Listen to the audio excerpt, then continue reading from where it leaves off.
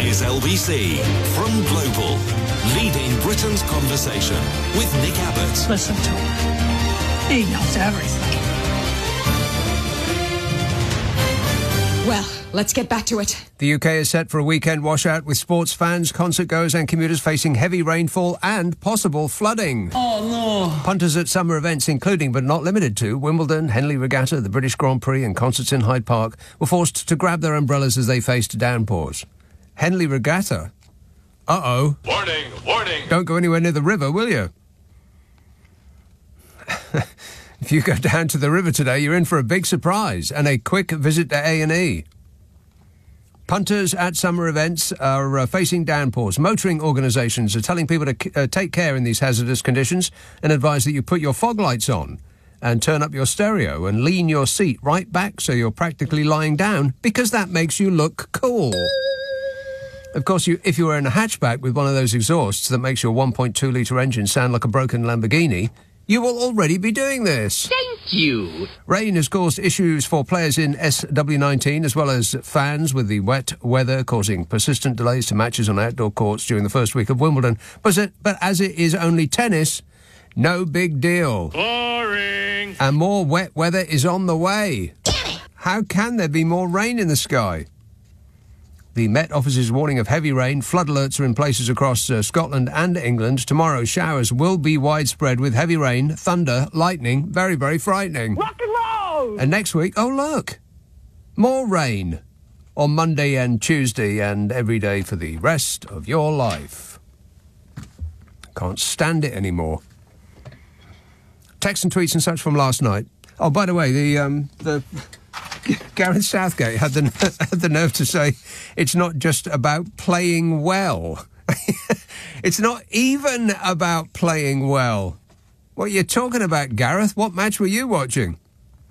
Well, the lad's done great, and the fans done great, and the manager's done great, and it's all credit to the fans and the lads and the manager. Flowtext, what do we call Keir now? Sir Prime Keir Starmer Minister or Prime Sir Keir Minister Starmer? Martin says, Fishy found some dignity at his bitter end. The hard man of Brexit, Baker, thanked his constituents for relieving him of the awful job of being an MP. Smug really didn't seem to care, and the Lizbot didn't seem to know what was going on. What would we do without them? She really didn't seem to know what was going on. I'm genuinely unclear. She was genuinely unclear.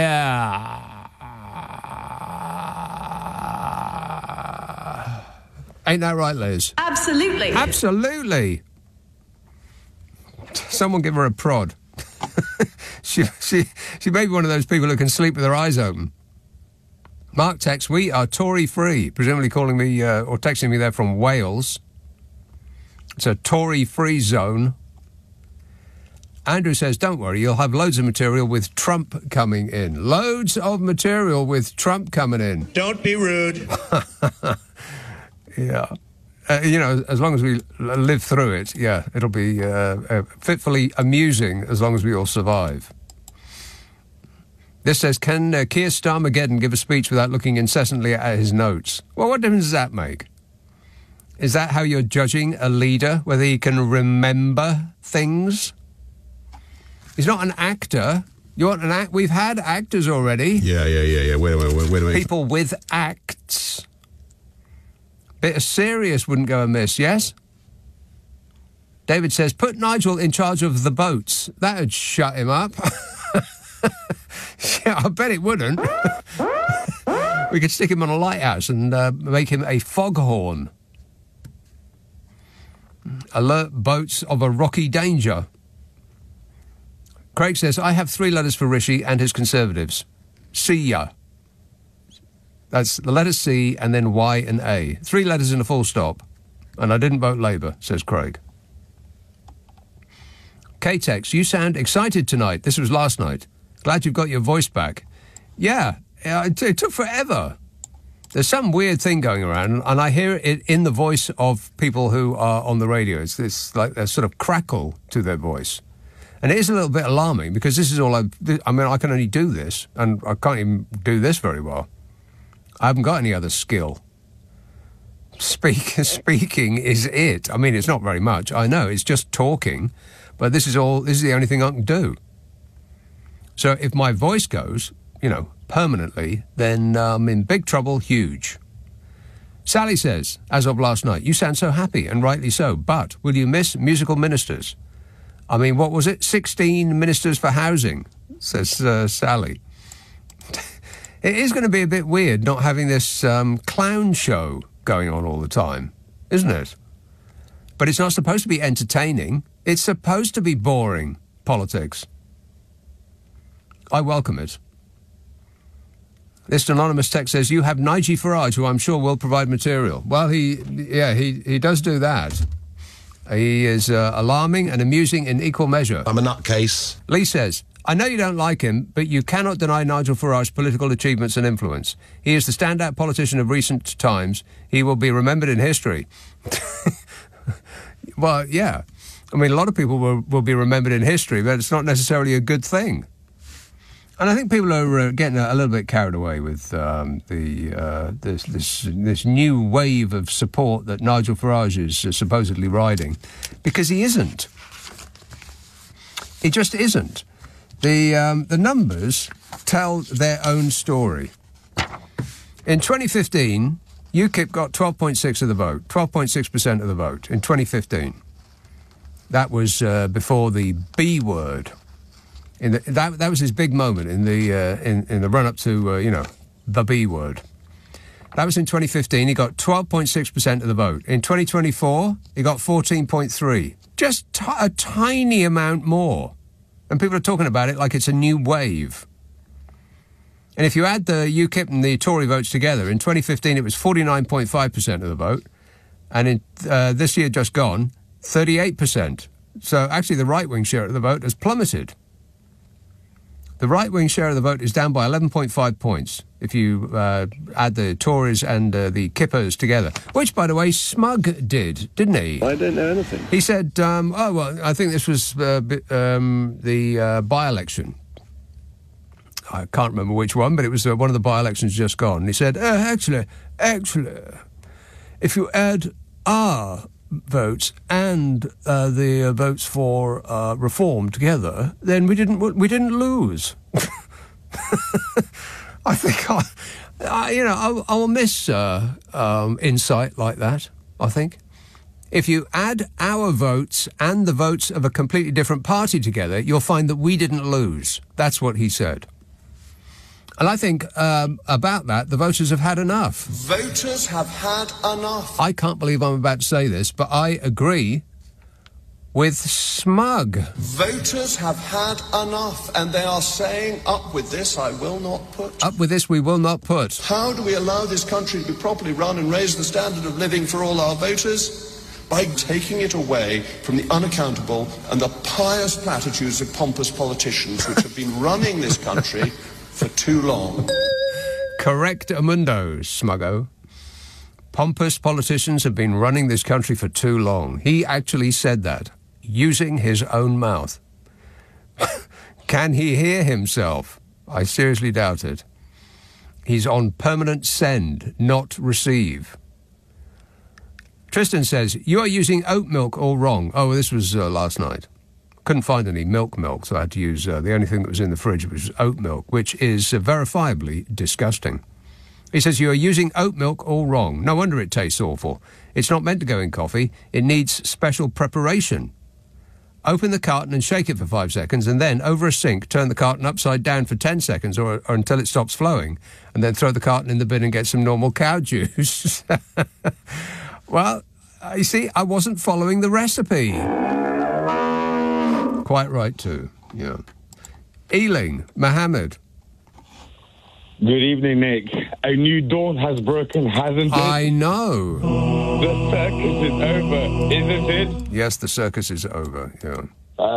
What a wonderful night for the United Kingdom. The clowns have left the building. Yeah. Wait a minute. I know. They've completely and utterly left. When I was going to the booth on election day with my ID, thanks to Uncle Boris, yeah. I was still 50-50 in who I was going to vote. But I took a moment and a second to look. What's great for the United Kingdom for the next 5 years? What's realistic, and who is going to be the most realistic party or person to lead us? Yes. And without the question, that answer came back to me as Sir Keir Starmer. So my vote went to the Labour Party and Sir Keir Starmer, and my local MP, Rhys Cadbury, who's been a phenomenal MP for our local area, Brentford and Chiswick. I think, we've got to give Sir Keir a chance. It's not a light switch to change things overnight. It is going to take time, and I think the public need to be patient for a little while. And I hope and I pray to God that him and his top team and across the 412 new Labour MPs, that they do what's right for not only the United Kingdom but for the wider world. And I think we should give them a chance. Right. Okay. Did you do that without notes? That was excellent work there, Mohammed. Thanks for that. That was a party election broadcast from the Labour Party. Thanks, mate. 0345 6060 973. Ari says, I was always in favour of proportional representation, but now, thinking how it would benefit the ghastly Nigel Farage, I've changed my mind. Let's hope his current glory is short-lived. Well, I'm sure it'll be as short-lived as all of the other far-right parties, because they all peak around about the same amount. It's the same number of people who vote for them every single time, and they come and they go. And, in 5 years' time, I would imagine you'll have another label and another badge, and it'll be a different party, but the same personnel, all kidding on that they're, working-class sons of toil and, men of the people. Well, they're men of the people that went to private school and were traders in the city and are millionaires and friend of billionaires. Yet those people, yes, very friendly. This is LBC with Nick Abbott. Call 0345 6060 973. Tweet at LBC. Text 84850. Are you trying to be funny? Because I'm all out of laughs. Are you kidding? We've only just started to giggle. Seema says, I don't understand why you are so obsessed with how much money Rishi Sunak's wife has. Obsessed? I've mentioned it in passing a couple of times, Seema. So what if she's been given it by her father? Shouts Seema.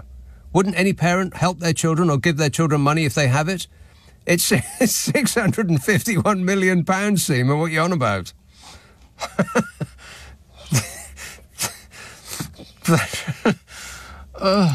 Glasgow. Hello, David. Good evening, Nick. Yes, sir. From tropical Glasgow. Ah. Nick, I just wondered if you were as good as you were saying you were going to do. Did you do catch up for the election night, yeah? Yes, I did. Yeah, went to bed early and then woke up the following day and watched it as live. I mean, I skipped through, the parts where they were just blethering on. But okay. I caught the parts where various individuals' faces dropped when their results came in on stage. Well, exactly that. I was about to say, did you catch the clip where Rita Chakrabarty, the BBC News presenter, was interviewing Steve Baker at his count? Oh, yes. And she said, well, I'm sorry, Steve. I'm getting the news you've got less than 1% of retaining your seat. Yeah. At which point he looked, his facial complexion changed and his jaw just about hit his ankles. Yeah, but then he tried to come off like it was what he wanted all along. He couldn't wait to get out of there, and people don't appreciate him enough. And it was a terrible job, and on and on. Well, yeah, exactly that. And a lot of other stuff. But, goodness me, he really did lose his grip there. Yeah. He should act like Fishy and grip it. I'm gripping it. See? He's gripping it. Anyway, I'm not laughing. My party's down to 9 seats, so I'm not too happy either. Right. Well, it was a bit of a collapse, but only seat in the number of seats that the SNP got. The actual vote, the share didn't go down that much. Not really. I mean, it was a weird election overall. If you just look at the amount of votes that each party got and then translate that into seats, it was kind of an odd result, really. Nick, I did 3 hours going through each of the 57 constituencies in Scotland yesterday. And there are fascinating facts, but I don't have the time to tell you, and you wouldn't allow me anyway. Right. Well, then we're in agreement. But exactly that. Okay, good work. Thanks a lot, David. As soon as anything else develops, I want you to let me know straight away. All right. James says, is there such a thing as an election hangover? I feel drained and exhausted, but still elated now that Rees-Mogg has returned to his crypt. He said, I was working in the lab late one night when my eyes beheld an eerie sight. I don't know anything. Everybody sing! Andrea says, postal voting, Nick. Me and my 20 years young daughter postal vote. That doesn't make sense. Postal voting, Nick. Me and my 20 years young daughter postal vote. Maybe you mean postal voted?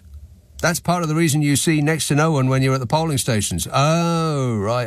It has always occurred to me. You go to a polling station, there's nobody there but the nice couple of ladies behind the desk who peer at your passport to make sure it is actually you.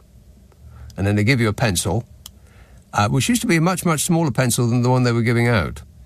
And I was tempted momentarily to take it, but then I thought, there's only me in the room and them. They will see me, and there'll probably be punishment for that. They know where I live. So I put it in the required receptacle and then made my way out. But I could have probably got away with it. I've only another 5 years to go before I can take my chances on getting another free pencil. 5 years I've got to wait now. Raf texts, of course there was massive tactical voting. Why do you think that the Lib Dems got so many seats on such a low percentage of the vote?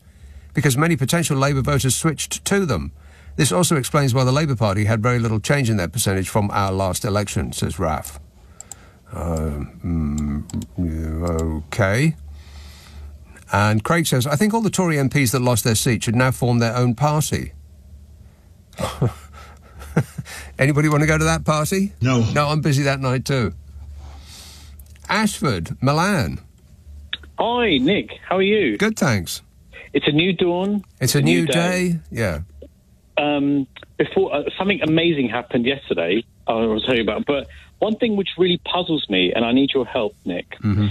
So, in the last few years, we've had non-stop lies, corruption, deceit, and firebombing the country, and yet the Tories managed to get triple figures seats. So people have actually seen that their life is worse under the Tories. Mm-hmm. They've actually got up, they went to the polling booth, and they marked X for the Conservatives. I cannot understand that. Maybe they tripped over the mat going in and accidentally put their cross in the wrong square. I hope so, because I can't just get my head around the mentality of somebody who can see that destruction all around them and want to have the same again. It's mind-blowing. A quarter of the people in this country are so thrilled with how the last 14 years have gone that they want another 5 years of it. A quarter. Yeah, cost of living crisis, the NHS on its knees, the economy is tanked. We've now got a border with the biggest market in the world, which we put up, and they want more of that. It's just odd. They've got a bit of a thinking to do, whether they go and have a chat with Mr. Farage and say, do we go to the right? But I guess it depends on their leader, like whoever it's going to be, a more moderate, like Lib Dems or Reform. You think the Conservative Party is going to go more moderate from this moment on? I think they're stuck. I think they're confused. They're thinking we still managed to get triple figures in votes. They're probably thinking, well, we tried being really unpleasant and nasty and grasping and crooked, and that didn't work. So what we actually need to do is be more nasty and grasping and crooked. And then people will vote for us again because we can con people easily. That's right. But something amazing happened, Nick. And the 5th of July, 2024, the missus and I went to a cinema, and we're the only ones in there on an evening film. Wow. We're the only ones there. We didn't have anyone there who would eat loud food or talk or be on their phones. It was the most peaceful experience. And this is what I voted for in the Labour manifesto, to be able to see films on your own in the cinema without people annoying. Yeah. Which film was it, by the way? Oh, it's the absolutely brilliant Indian film called Kill. Of course it is. It's absolutely amazing. Yeah, amazing. Kill. It's a cross between The Raid and Train to Busan, but without the zombies. It's quite gory. So if you don't like gore, then it's not for you. But, yeah. You lost me at zombies. It doesn't have zombies. There's real people in there. Right. Okay. Isn't it amazing when you have the cinema to yourself? I don't know if you've ever had that, Nick. Yes, I only go to the cinema at a very earliest showing I can possibly manage. I mean, midday is a bit early, admittedly, but if I can get there by 2, the 2 o'clock showing is usually just me on my own in there. That's what I prefer. Wow, and it's a heaven. It's absolutely. If I ever won the lottery, I'd buy all the tickets in the cinema and watch it myself. Yeah, it'd be you and Elon Musk in there alone. Yeah. Rather not. Well, actually. okay, you don't have to sit in the same aisle. I'm not suggesting you sit next to each other.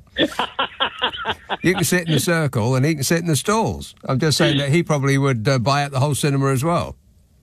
Or it could be, would you like to sit with, who'd you like to rather sit next to, Rees-Mogg or Truss?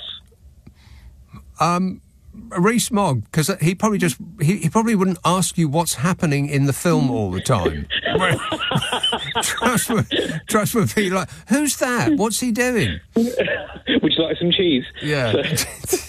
Yes. Yeah. Brilliant. Okay, Brilliant. Good work. Thanks Cheers. a lot, Milan. Ta-da. 0345 6060 973. Kill, you say. Anybody want to see a film called Kill? No. No. Not now, not ever, never. Kill. We're weird. The human beings are actually properly weird. We prefer, the thing that we prefer to relax to is murder. If you think of all of the popular television programmes, not all of them, most of the popular TV programmes, most of the popular films, they're all about murder, aren't they? I mean, it's usually the murder of a woman on TV. You know, somebody's a serial killer and they're going around killing women, often prostitutes or, sex workers, whatever you're supposed to be calling them these days. It's usually that. Family entertainment, serial killing. And in a film, almost every film that's ever released has got a gun in the poster. If it doesn't have a gun in the poster, it's what in the 1970s people used to call chick flicks. It's a love story. Boring. Something like that. Only those films don't have guns in the poster. Everything else does. To, assuage the fear of the cinema goer that people might be talking about their feelings for 2 hours. No, they'll be exchanging bullets for 2 hours. It's weird. I mean, we would much prefer to watch things that involve people killing each other than people actually making love with each other. Disgusting. In fact, that's banned, isn't it? What a bizarre species we are. There can't be another species that actually enjoys watching other members of its species kill other members of its species. That's... Shall I reword that? No. No, I can't be bothered. 0345 6060 973. You can text 84850. Email nicka@lbc.co.uk. If you're on Twitter, it's @LBC. I should remind you that there is 3 podcasts that I do. There are, in fact, 3 podcasts that I do, would be a better way of putting it. One is called the Nick Abbot Habit, which are clips of old shows. It's concentrated amusement. It's about 30 minutes long. Comes out on a Monday. I think you'll love it. It's called the Nick Abbot Habit. Get it where you get your podcasts. It's on Global Player. Nick Abbott on LBC. Call 0345 6060 973. I am not one of your fans! Lindsay texts. She didn't sext anything of the sort. She texted, "Can you believe they're putting Therese Coffey in the Lords?" Unbelievable, says Lindsay. Well, Fishy Sunak is making Therese Coffey a dame. And there is nothing like that dame. That's for sure. 0345 6060 973. Just as long as they don't do that with Anne Widdecombe.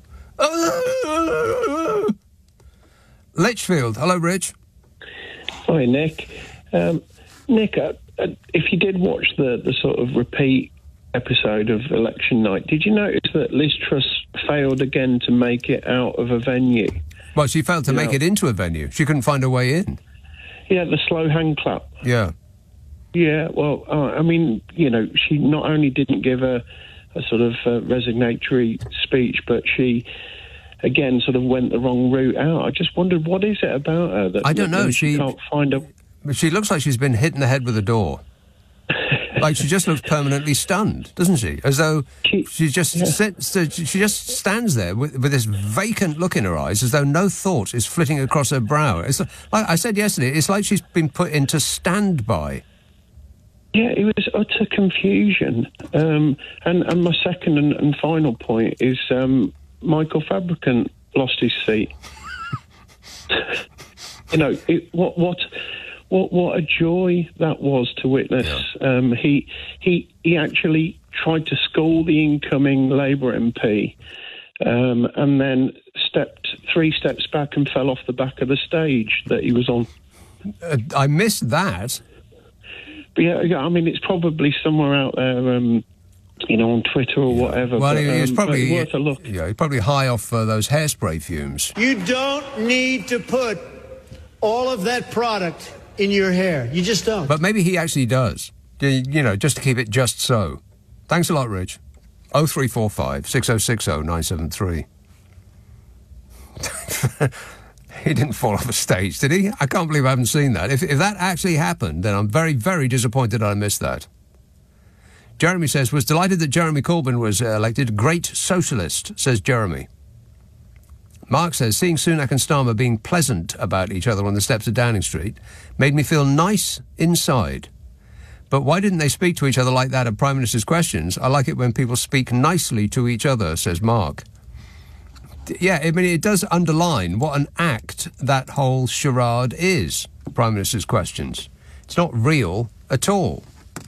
And, but if I had to choose which one I thought Fishy Sunak was, which of his performances was actually the real him, then I would tend to believe that it's the spitting, nasty, cornered, rolling rat face individual at PMQs when he gets rattled. That just strikes me as who he is. But I could be wrong about that. He might be, an utter delight. I just doubt it. Hanwell, hello, Mick. Hello, Nick. First-time caller, but a very, very long-time listener. Oh. It's a pleasure speaking to you. Welcome. Probably, I don't know if you've mentioned, one guy we've overlooked is our good friend, Nigel Farage. Mm. And I don't know, when he seemed to be saying that the West had antagonised Putin, and that's what led to the invasion of Iraq. And I think last week he was at a rally. Iraq? And a poster of Putin came down which said, I love Nigel. Yes, I saw that. Yeah, but also I want your analysis. Him becoming an MP has to be a good thing, and I'll tell you why. He can finally be held to account, and instead of being in the fringes of politics, and saying, all of Westminster are part of the elite, he's now part of the elite, so he's got to be answerable. What do you think? I think it'll be interesting when he reveals all of his sources of income. I can't wait to read that. Oh, yeah. But, that's forthcoming attractions, Mick. Thanks for that. 0345 6060 973. Julie says, good riddance to Johnny Mercer here in Plymouth. He deserved that result. Well done, one of our veterans, Fred Thomas. Also, my lowest moment of the night wasn't some Tory winning, but Jess Phillips and her staff being threatened. This isn't okay, says Julie. Correctamundo, Julie. It's not like we're France. God, have you seen what's happening in France? Just over there. At least 51 candidates and party activists have been attacked. 51!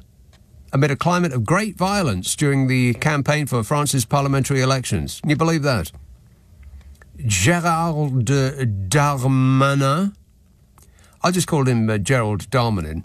He's the Interior Minister. He said he feared further disorder after Sunday's second round, which polls say will leave the populist right National Rally as the biggest party, but without an absolute majority. Darmanin expressed concern at the frequency of the physical attacks during the 3-week campaign that was launched when President Macron dissolved Parliament after his centrist camp was defeated by the rally in last month's European elections. Darmanin said there was a mood of great violence towards politics and what it represents. And in this country, absolutely nothing at all, bar a little, some small local incidents. But nothing like this, nothing even remotely like this. He said some of the assaults have been extremely serious, with people being hospitalised. And I'm not even counting the verbal assaults, he said. This isn't some tin-pot dictatorship in the third world. This is French France. Darmanin was speaking 2 days after Priska Thévenot, the junior minister for democratic renewal. What's that mean? It was the junior minister for democratic renewal. He was attacked along with an MP from Macron's centrist coalition and 2 activists. They were putting up campaign posters when they were set upon by about 20 people. Darmanin said there was violence on both sides of the spectrum. It's often people who are spontaneously angry, either activists from the ultra-left or the ultra-right or other political parties. Well, you've got the ultra-left and the ultra-right and all the ones in the middle. Sounds like a whole rainbow of violent coalitions. The minister said more than 30 people had been arrested across France in connection with the assaults on the campaign trail. And he hoped that they would get the firmest of sentences. 30,000 police officers are going to be on duty nationwide Sunday, tomorrow, with officials fearing riots if Rally wins the elections. It's amazing. I mean, they do love a riot, the French. And what do we get here? I mean, the most disruption I heard of was some tyres getting slashed, and a man made Jacob Smug look silly by standing next to him in a balaclava with a baked bean print on the front of it, which was one of the most disturbing things I saw. In fact, that I've ever seen. Have you seen that bloke with the balaclava with the baked beans printed on it? Shall I repeat what I said yesterday? It looked like somebody had set his head on fire and then put him out with a spade. It was really genuinely horrible. I mean, in America, Adolf Hitler tried to stage a coup by getting his dingling cultists to storm the government building and lynch the man whose job it was to certify that Trumple Thin-Skin had lost. You're a loser, Donny. Don't be rude.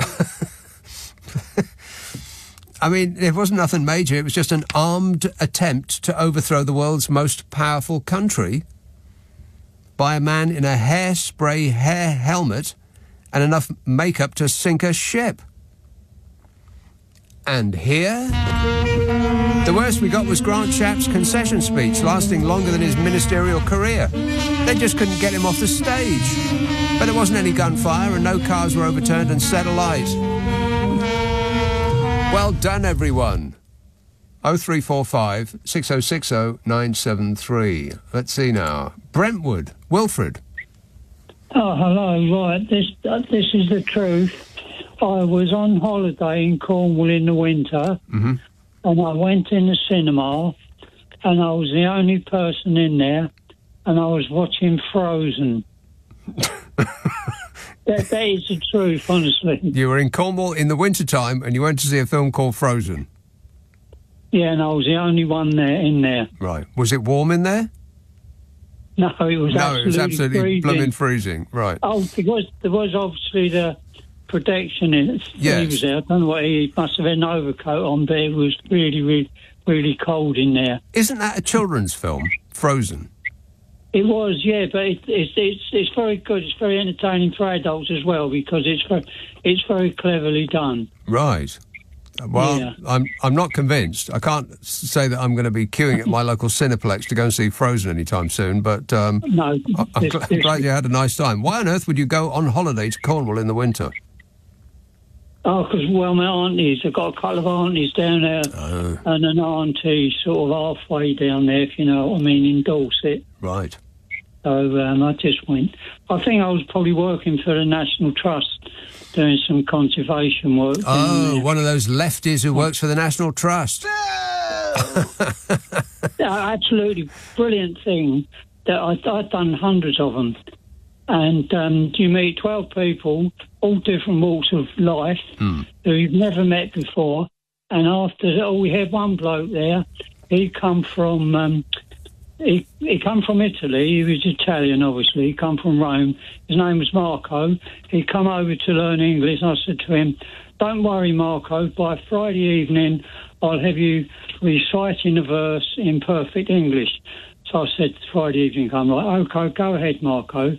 So when I say the first two words, you know what I'm going to say. So he said, the water in Majorca. Yeah, he recited that. And of course, nearly everybody laughs. There was two people there who I classed them as educated beyond their means of intelligence. And they didn't get it. They couldn't work it out. Had no idea, right? No idea what was going on. We appreciate you and your work in fostering international relations, Wilfred. Thank you very much. Thank you very much. Appreciate it. Thank you. What in Majorca? Where am I? Paul says King Charles is on his third Prime Minister, but his first elected one. What a crazy world. Well, talk about crazy. Have you seen what he was got up as just the other day? I mean, how preposterously silly. I'll get into that in a minute. The most noble order of the thistle. Did you see the pictures that accompanied that story? I mean, really. Nick Abbott on LBC. Call 0345 6060 973. So they opened their big mouths and out came talk. Talk. Claire texts, I didn't have one single letter or leaflet through my door or a knock. Nothing, says Claire. I had loads. At least 2 leaflets from each party. They just kept coming and coming, pouring through the door.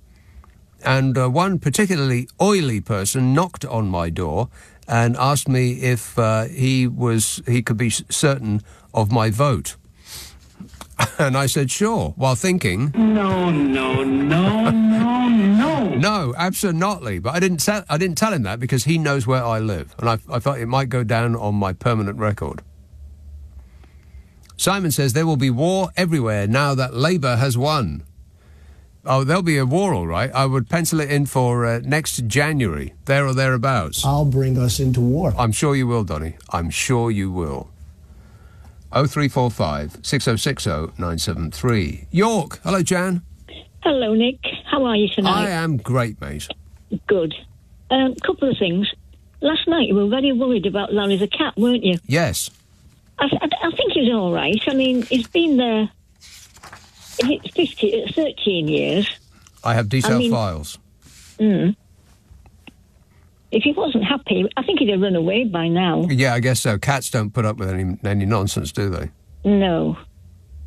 And he's seen 6 prime ministers come and go. Yeah. Some faster than others. Yeah. But I was reading today that Starmer has a cat. Yes. So there might be a bit of... a to-do. Yeah. I know. Fur might be flying. That's right. Yeah, it could be. That's not going to work out very well. Do you realise how old Larry is? Yes, I do. Larry is 17. Yeah. That's quite old for a cat, isn't it? I suppose it is, yeah. I mean, they should really have fixed that already. I mean, because people will get a cat for company and then they'll be sorely upset when it dies after only 13 years. You think that they'd be able to engineer a cat to live longer?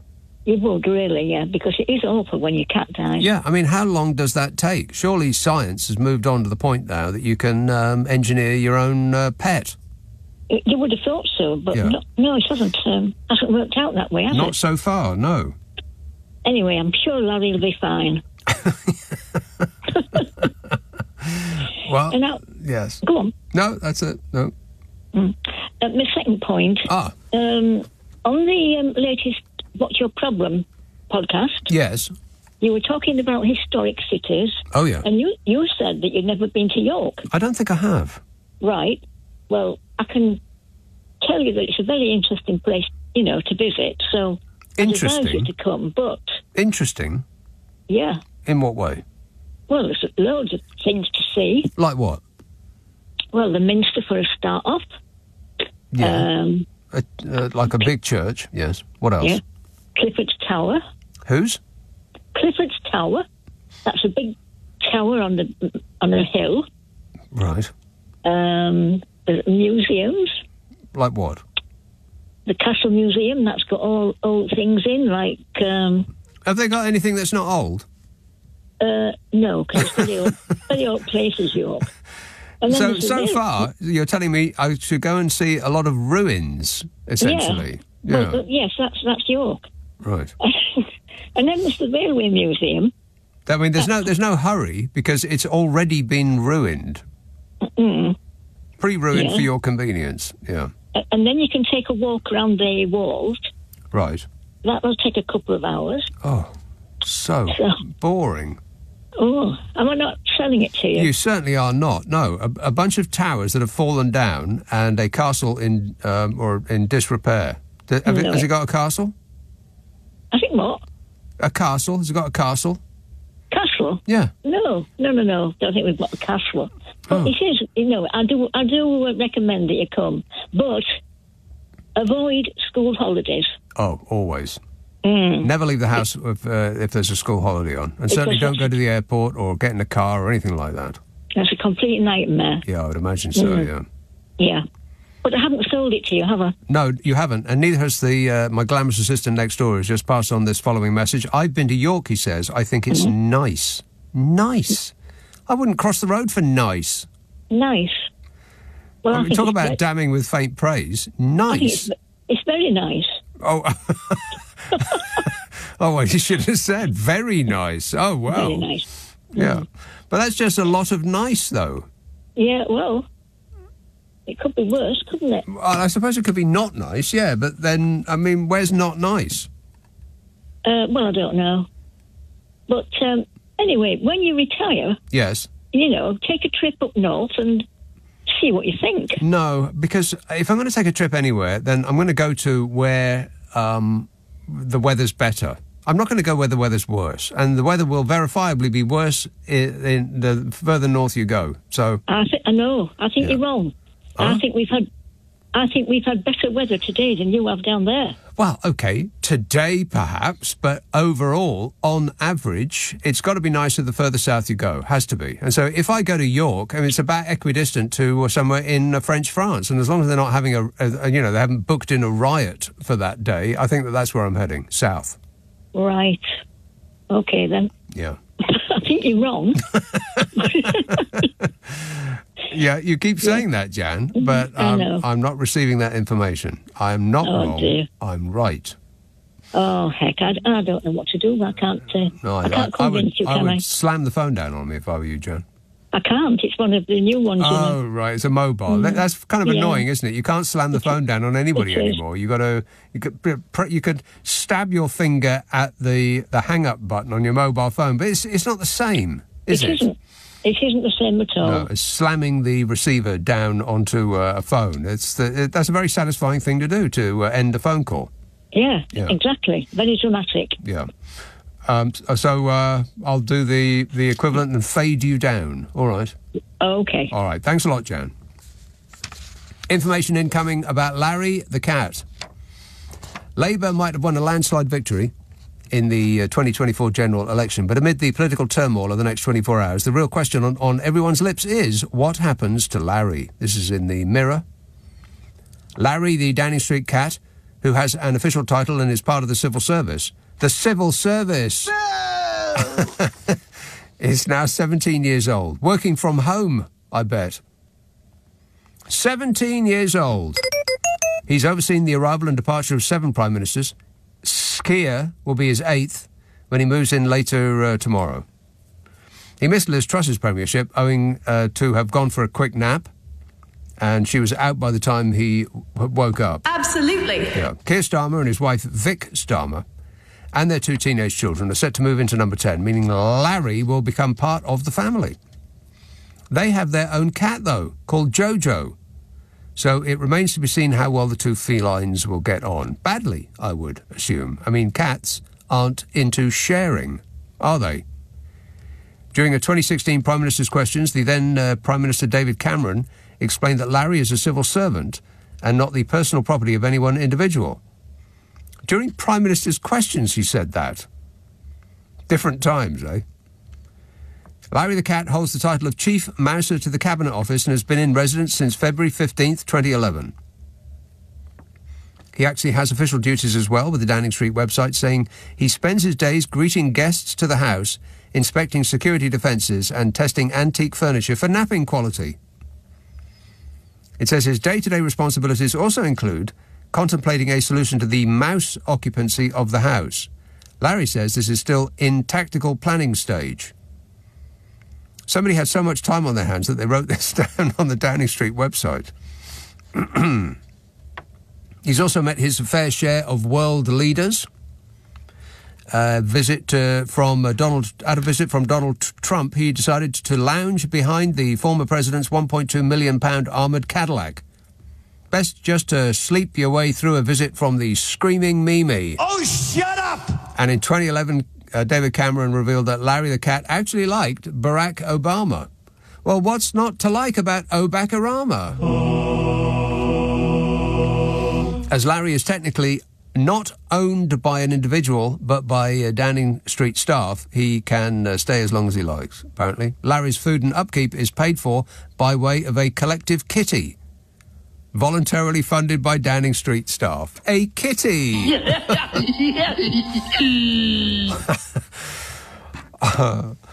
Claire says, I am proud today to be waking up to a new day, a new dawn, a new government. Tears of relief. Now get the job started, guys. Please don't let us down, says Claire, who's on the border of being disappointed already. Already she's, getting ready for an upset. Philip says, if it hadn't been for reform sucking votes away from the Tories, Labour would still be in opposition. I don't think that's right. Of course, you can't go from just the share, because our screwed up system, it very much depends on where your share falls. But if reform was added to the Conservatives, it would have been 38%. Labour would have been on 34%. But that doesn't necessarily mean that they would have had more seats. Who knows what might have happened? But, not everybody that voted for reform would have voted for the Conservative Party. A lot of them would probably have voted for Labour, and many of them wouldn't have voted at all. So it's you can't, like a smug kidded on that the two were interchangeable, reform votes and Tory votes. They aren't. OK, more messages coming in from next door. He says a poll said 33% of reform voters would have voted Tory, 25% would not have voted. Well, that's abysmal. 25%.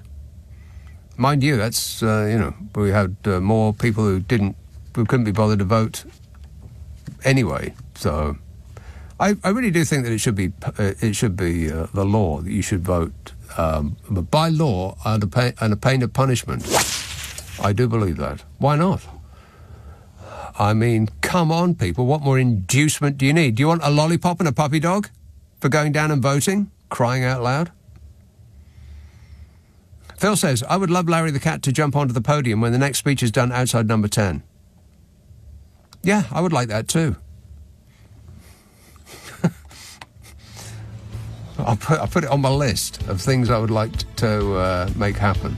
Leave it with me, Claire, or Phil, or whoever it was that this message I just read out. Hey, those are all the messages from yesterday, and I wiped them up in just 1 hour. I'm doing very well. How many have I got today? Oh, my God. 13 pages. You've got to be kidding me. 13 pages. I've been on 1 hour and I've got 13 pages of text and tweets to read out. Oh. But you know me, I never complain. Whinging and whining and moaning.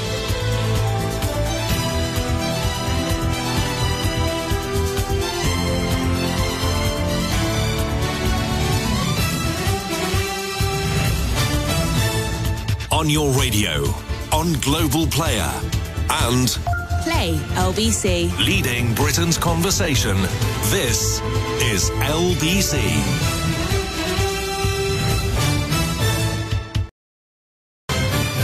This is LBC from Global, leading Britain's conversation with Nick Abbot. Hello.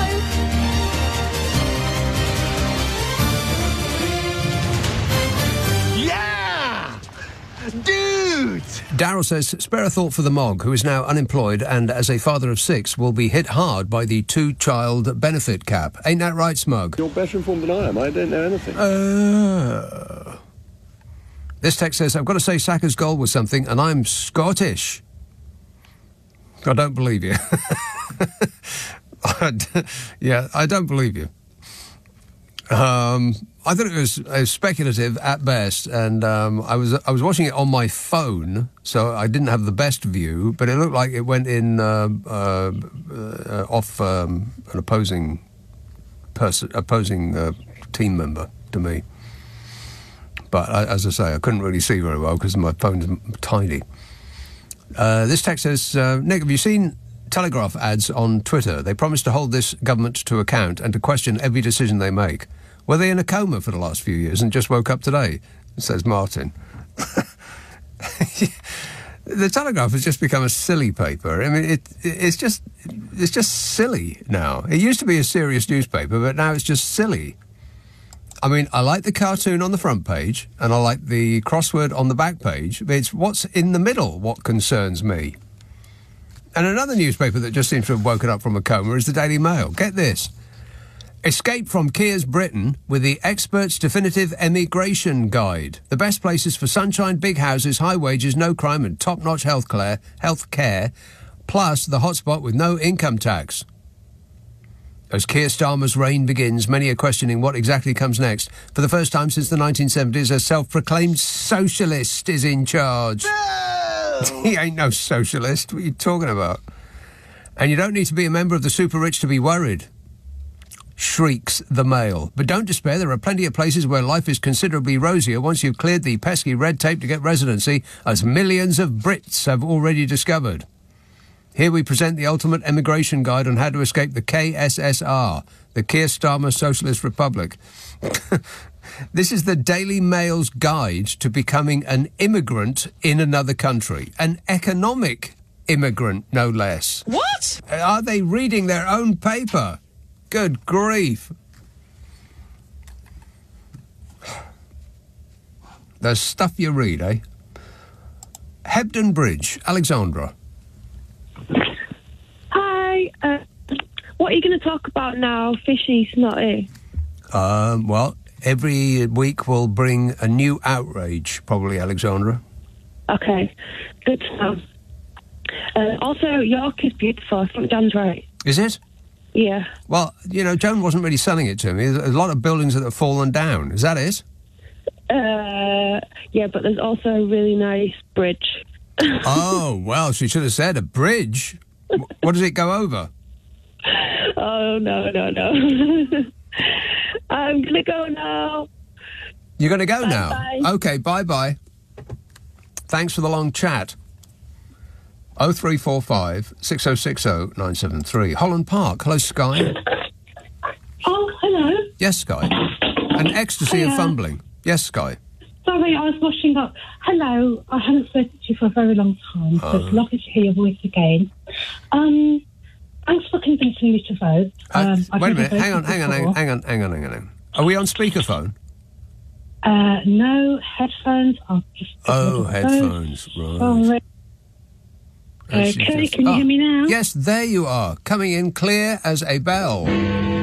Go ahead. Okay, thanks for convincing me to vote. I've never voted before. I know. Now, why haven't you voted before? Couldn't be bothered. Well, that's terrible, Sky. No, but however, in the since the pandemic, I've gotten a bit more into I'd say I've been educating myself on the British political system and listening to you and James O'Brien have actually contributed to making me vote. So I've done it, Nick. Right now, not all us young guns are lazy and think, all parties are the same. Okay. Well, how old are you? A lady never reveals her age. Under 30. Over 30. Over Slightly. 30. Just over Yes, 30 years slightly. old. Yes. You made it. Am I allowed to lie about my age, Nick? You don't have to tell me anything you don't want to tell me. Okay, but following on from that, after I voted, I felt really proud that I'd done my bit. Well, let's and not get carried away. You put an X in a box. In the correct box. Oh, right. Well, you should have said in the correct box. And in my opinion, I feel that I voted for somebody that in time will do great things for this country. In time? I really We haven't got any time, Sky. We need to be doing it right now. As he said yesterday, and I think today at his first press conference, it's not going to be by the flick of a switch. Well, something like that, he said, anyway. Oh, you're talking about So- Skier rather than the person that you actually voted for. It was him that I voted for. And I've just got something else to say. Is that okay? No, but hang on a minute, though. Skier Okay. was not standing in Holland Park. No. No, but I put my ex in the correct box. Right, okay. You keep saying that. For his party. Okay. Now, you didn't do that because of me and James O'Brien, did you? Yes, I did. Well, actually, yes. More so, and don't get jealous here, more so James O'Brien, because... Right, well, I would think so, because I don't know anything. Don't make any major life decisions based on what I say, Sky. I'm an idiot. I've been listening to you for the last 2 years, or maybe 3 years now, and you have been very informative, especially your Sunday evening programme. Oh, right. No, I just know, seriously, on a serious note now, I'd like to say thank you very much. Well, thank you very much. Can I just say one more thing? Is that okay? No. Oh, go on, please. Oh, all right, then. Okay, all right then. So, opinion on Mrs. Sunak's dress. My opinion on... Are you giving me your opinion, or you want my opinion? No, I concur with what you said yesterday. Oh. It was... I mean, and I couldn't believe you said it, because I didn't think a man would even notice. Hideous.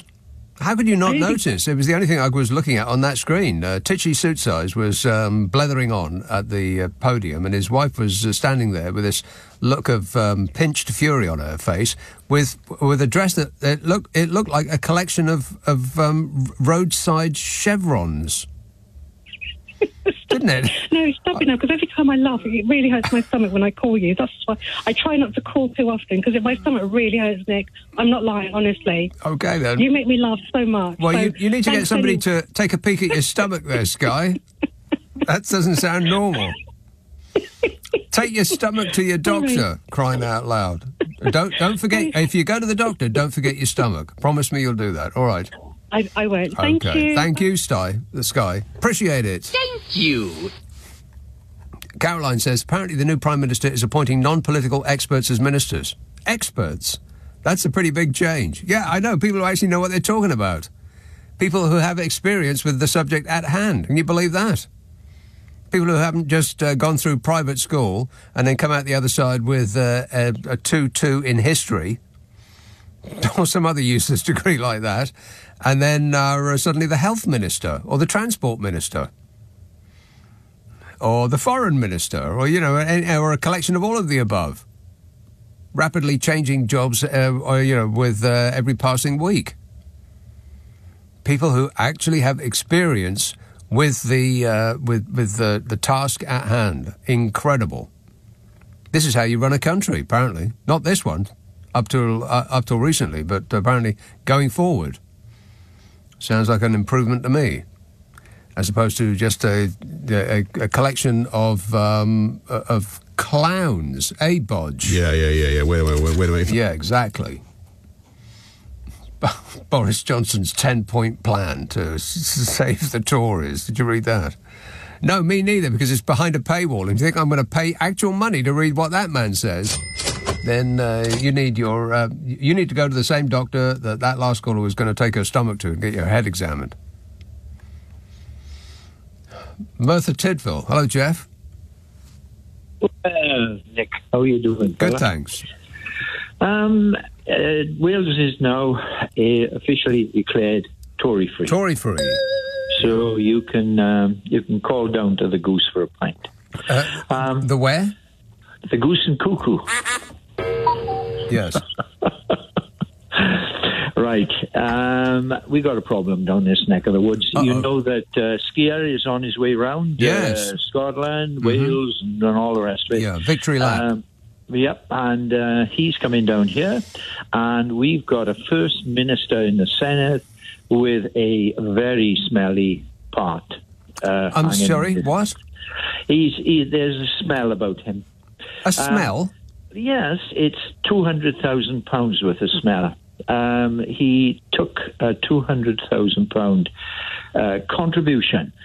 He continually says, and there's no doubt, he hasn't done anything wrong. Right. The 200,000 came from a convicted guy who. Well, hang on. I'm unfamiliar with all of what you're talking about, and I'm somewhat concerned that you're talking about it on this show. What is it that you're saying? The First Minister of Wales, yes, prior to this election, took a £200,000 contribution. Right. Well, I'm sure it was all above board and Yes. squeaky clean. Exactly. Yeah. It's just that it came from a man who's been convicted. Can I stop you there? Yes. Thanks. So, how's the weather there in Merthyr Tydfil, Jeff? Raining. Raining. Right. Yes. Well, who would have thunk it, eh? All I can tell you is that they should sack him. All right? That's all I'm saying. That's and all if you're Keir saying. doesn't Yeah. do it. Sounds like you're If Keir saying doesn't too much. do it, if Keir doesn't do it, then there's going to be a problem. Right. Okay? And it's his first test. Do you know what I mean, Nick? No, I have no idea what you mean.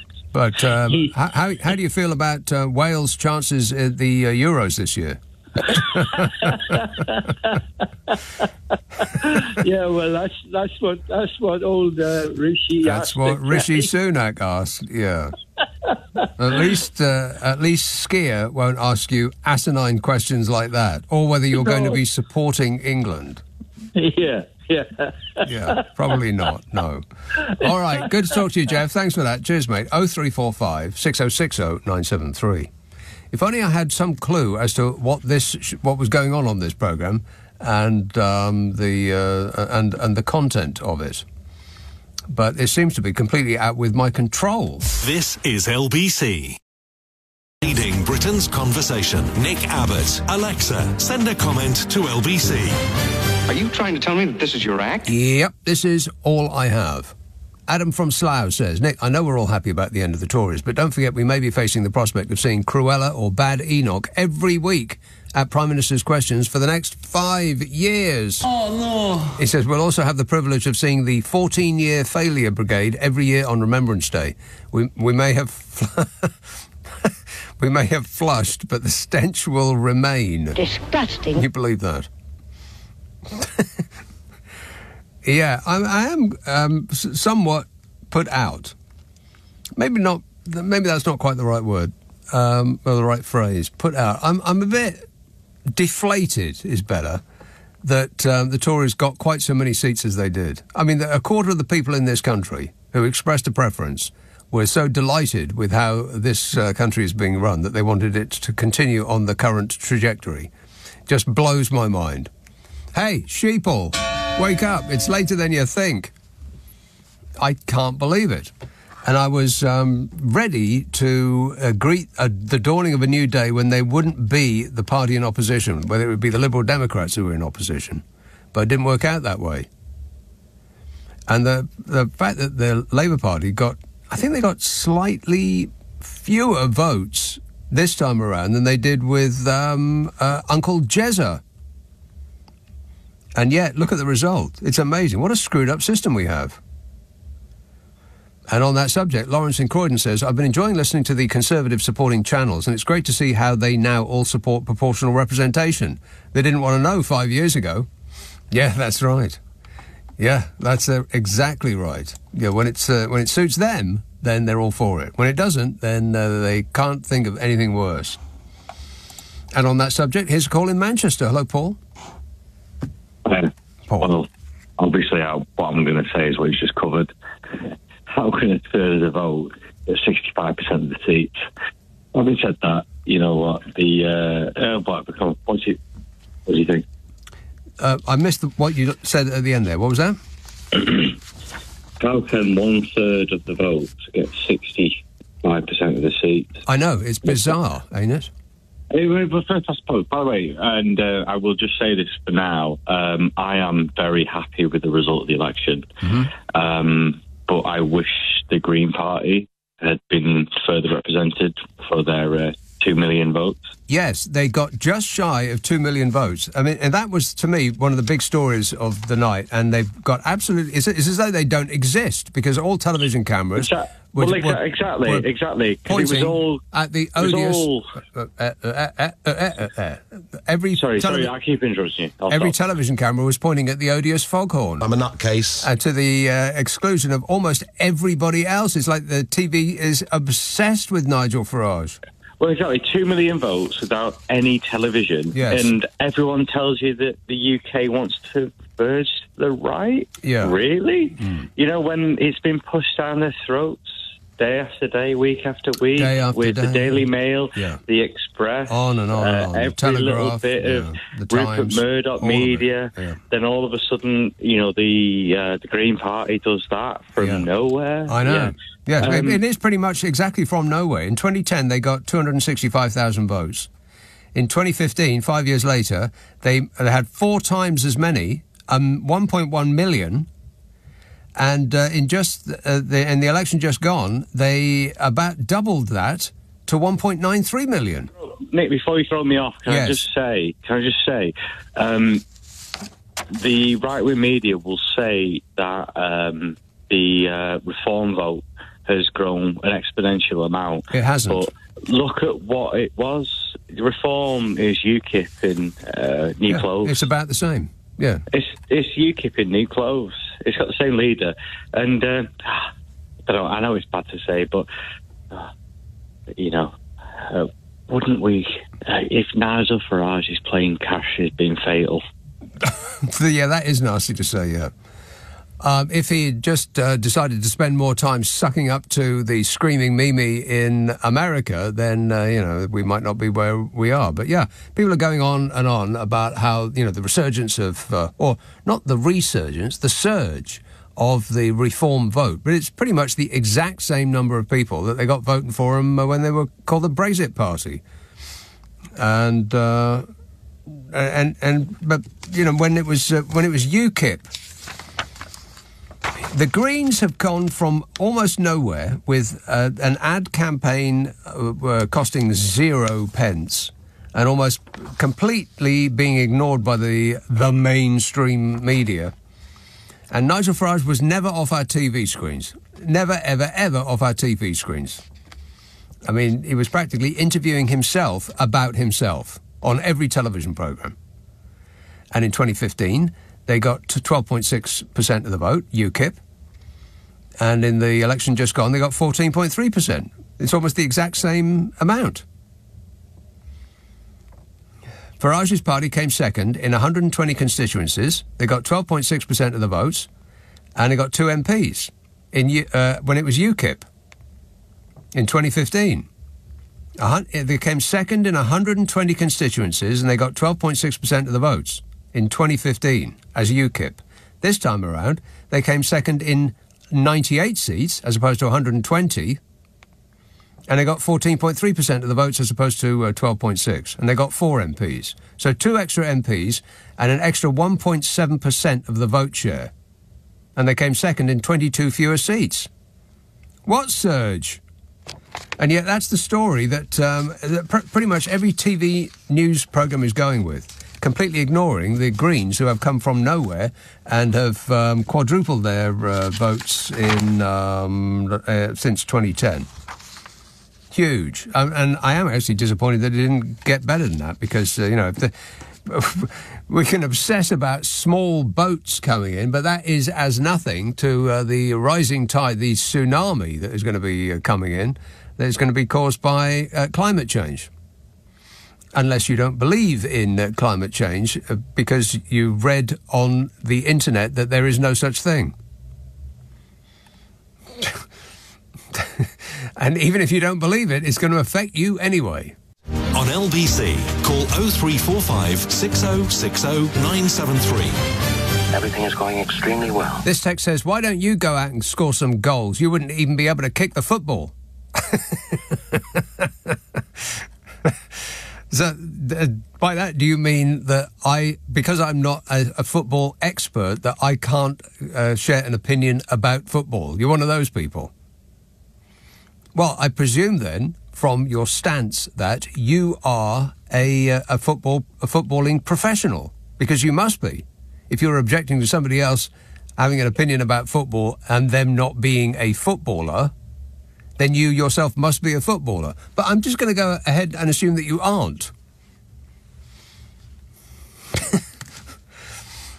David in Cleethorpes says, having used my bus pass the previous day, I realised it was lost on Thursday morning, meaning that I was refused the opportunity to vote at the general election. The voter ID scheme was introduced by the previous Tory government to stop people like me from voting, and in my case they succeeded, says David.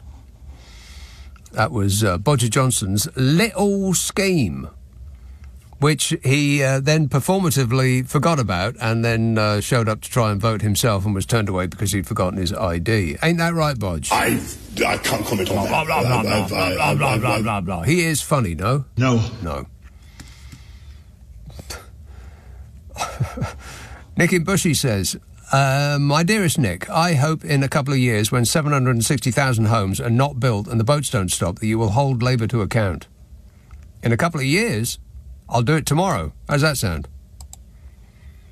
This says, don't worry, Nick, the clown show is still there, just not centre stage. Oh, yeah, they're making noises off. That's right. This one says, if you're talking statistics, Labour's popular vote only increased by 2%, but their seats doubled. What a country. I know. It is bizarre, isn't it? They got about the same, in some areas less than Uncle Jezza got. And yet, look at the result. That's because the Conservatives suffered the fate that has traditionally befallen the Labour Party, which is to have their votes split. Those on the left of centre usually had multiple choices. They could vote for the Greenies, they could vote for the Liberal Democrats, and they could vote for the Labour Party. Whereas if you were to the right of centre, you pretty much only had the Tories. Until the bloviating gas bag came along and started bellowing about boats and how he was going to improve your lives. Hey, have your lives been improved so far? No. No, I didn't think so. Didn't think so. All of those promises just disappeared on the wind like a bad smell. Oh, well, keep voting for him because, I'm sure that the next suite of promises will come true. Yeah, you can tell me how that works out for you in a while. Just as soon as you're ready to admit your mistake. I'll pencil you in for never. How's that sound? This is LBC with Nick Abbott. Call 0345 6060 973. Tweet at LBC. Text 84850. I just want to tell you all how happy I am to be back in the studio, making a picture again. It's a radio show, dear. Felicity texts, Nick, there's a new contender for best head of hair alongside skier. Did you see the Swiss coach Marat Yakin? Wow, says Felicity. Wonder how much product goes on there, but that is some handsome hairdo. I have not seen a picture of his do. No. Marat Yakin. Is he? Well, that is. I don't know what to say about that. It's long. It's long and it's swept back. I mean, what would that look like in a wind, for instance?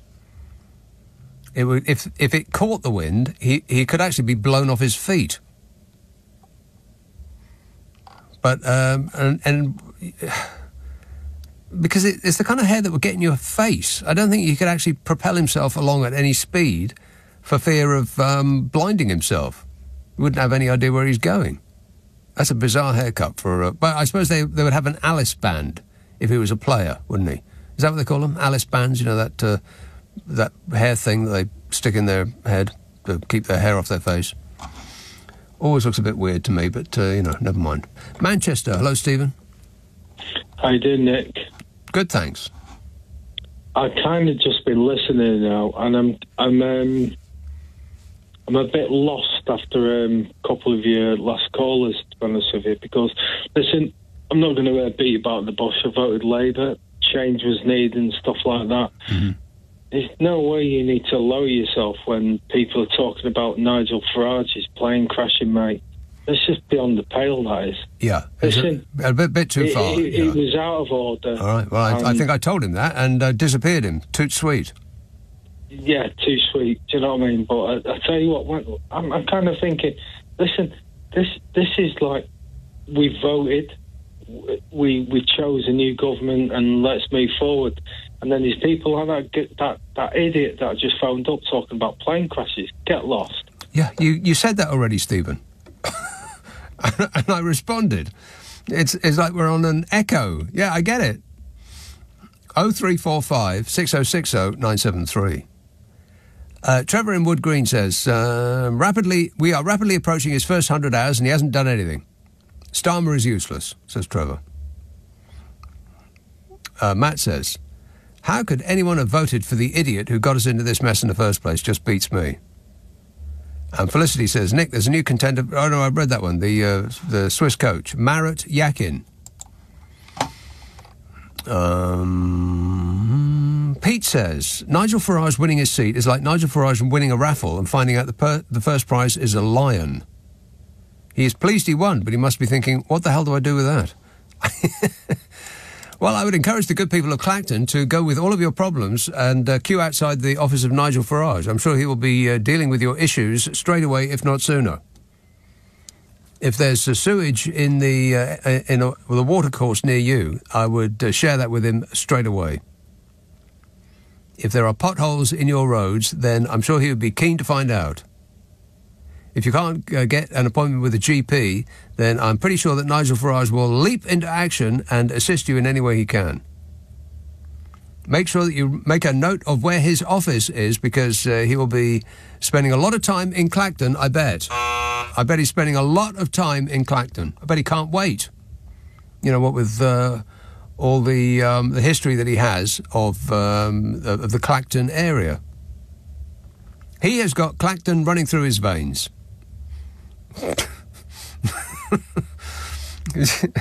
Let me know how that works out for you. Please, I'm begging you.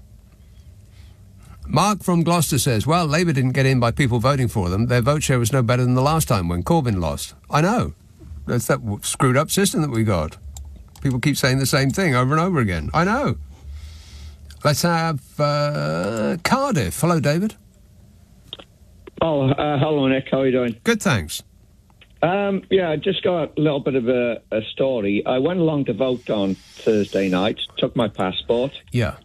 And they looked at it and they said, you're down as not eligible to vote.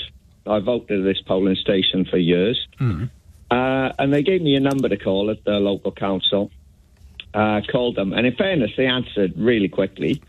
Lady went away and looked it up. And she said, no, you're not eligible to vote because we've got your nationality down as Wallace and Futuna. As what? Yeah, Wallace and Futuna. What's that? It is a French overseas territory with a population of 11,000. I've checked since then.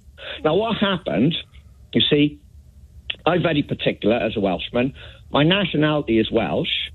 I got a British passport because there's no opportunity to get a Welsh passport. Yeah. Citizenship is British. Right. I agree with that reluctantly for the time being. Yes. But my nationality is Welsh. I would never say I'm any other nationality. I don't have dual nationality. I'm Welsh through and through. Yes. So I write, in the past, I used to come through with British put on it, and I used to scrub it through and write Welsh and send it back. But now it's on the computer. I type in Wales or Welsh, and it automatically changes it to Wallace and Futuna. That's the weirdest thing. I mean, who, apart from the 11,000 people that you've already mentioned, who's even heard of Wallace and Futuna? Well, I had, because it pops up on a load of different things I've registered on various websites, and my nationality comes up as Wallace and Futuna, and it never causes a problem. But so presumably you type in WAL and then it completes it? Exactly, yeah. Right. And I'm saying, well, I'm as much Wallace and Futunan in terms of nationality as I am British, because I am neither. So, Well, no, but you are British, though. My citizenship is British, Nick. It's a pedantic point, but I would say if Wales is a nation, then, I am Welsh. Right. If we're not a nation, if we accept we're not a nation, that we've been colonised for 700 years, so we've ceased to exist, we're no longer a nation, a country of people, yes. Then, I'm not Welsh, am I? Nobody is Welsh in that case as a nationality. And so, I mean, if I was Welsh, I'd be annoyed that there's no part of Wales that appears on the Union flag. I mean, that would I'm very pleased. Are you? Oh, right. Yeah. You don't wish to be associated with the rest of us. I think it's got enough history that we don't want to be a part of it. But on a more serious point, Nick, apart from the fact one of the people now down as a non-voter, along with more than 40% of the population. Yeah. Well, everyone said it. It's such a low vote share, but they've got more power than anyone. They've got far more power than the US president, than Macron has got, for example. Far more power, untrammeled, because it's all in our system. It's all in the Parliament, and he's got a huge majority now. Yeah. So it's not like a US president where he'd need the Senate and the House and all the rest of it. He's got everything on 33% of less than 60% of the people that voted. I know. Well, this is a weird place. I mean, we get one dictatorship after the next, and it very much depends on the person in charge as to what they do with that power. I mean, Boris Johnson famously had a stonking majority and did absolutely nothing with it. Did you, Bodge? I can't comment on that. Yeah, nothing at all. Nothing positive at all. Nothing positive, yeah. But and as for the American president not having that amount of power, well, you just wait. If the screaming Mimi gets in next time, he's already arranged it so that he will have probably more power than any other person on Earth. Scary.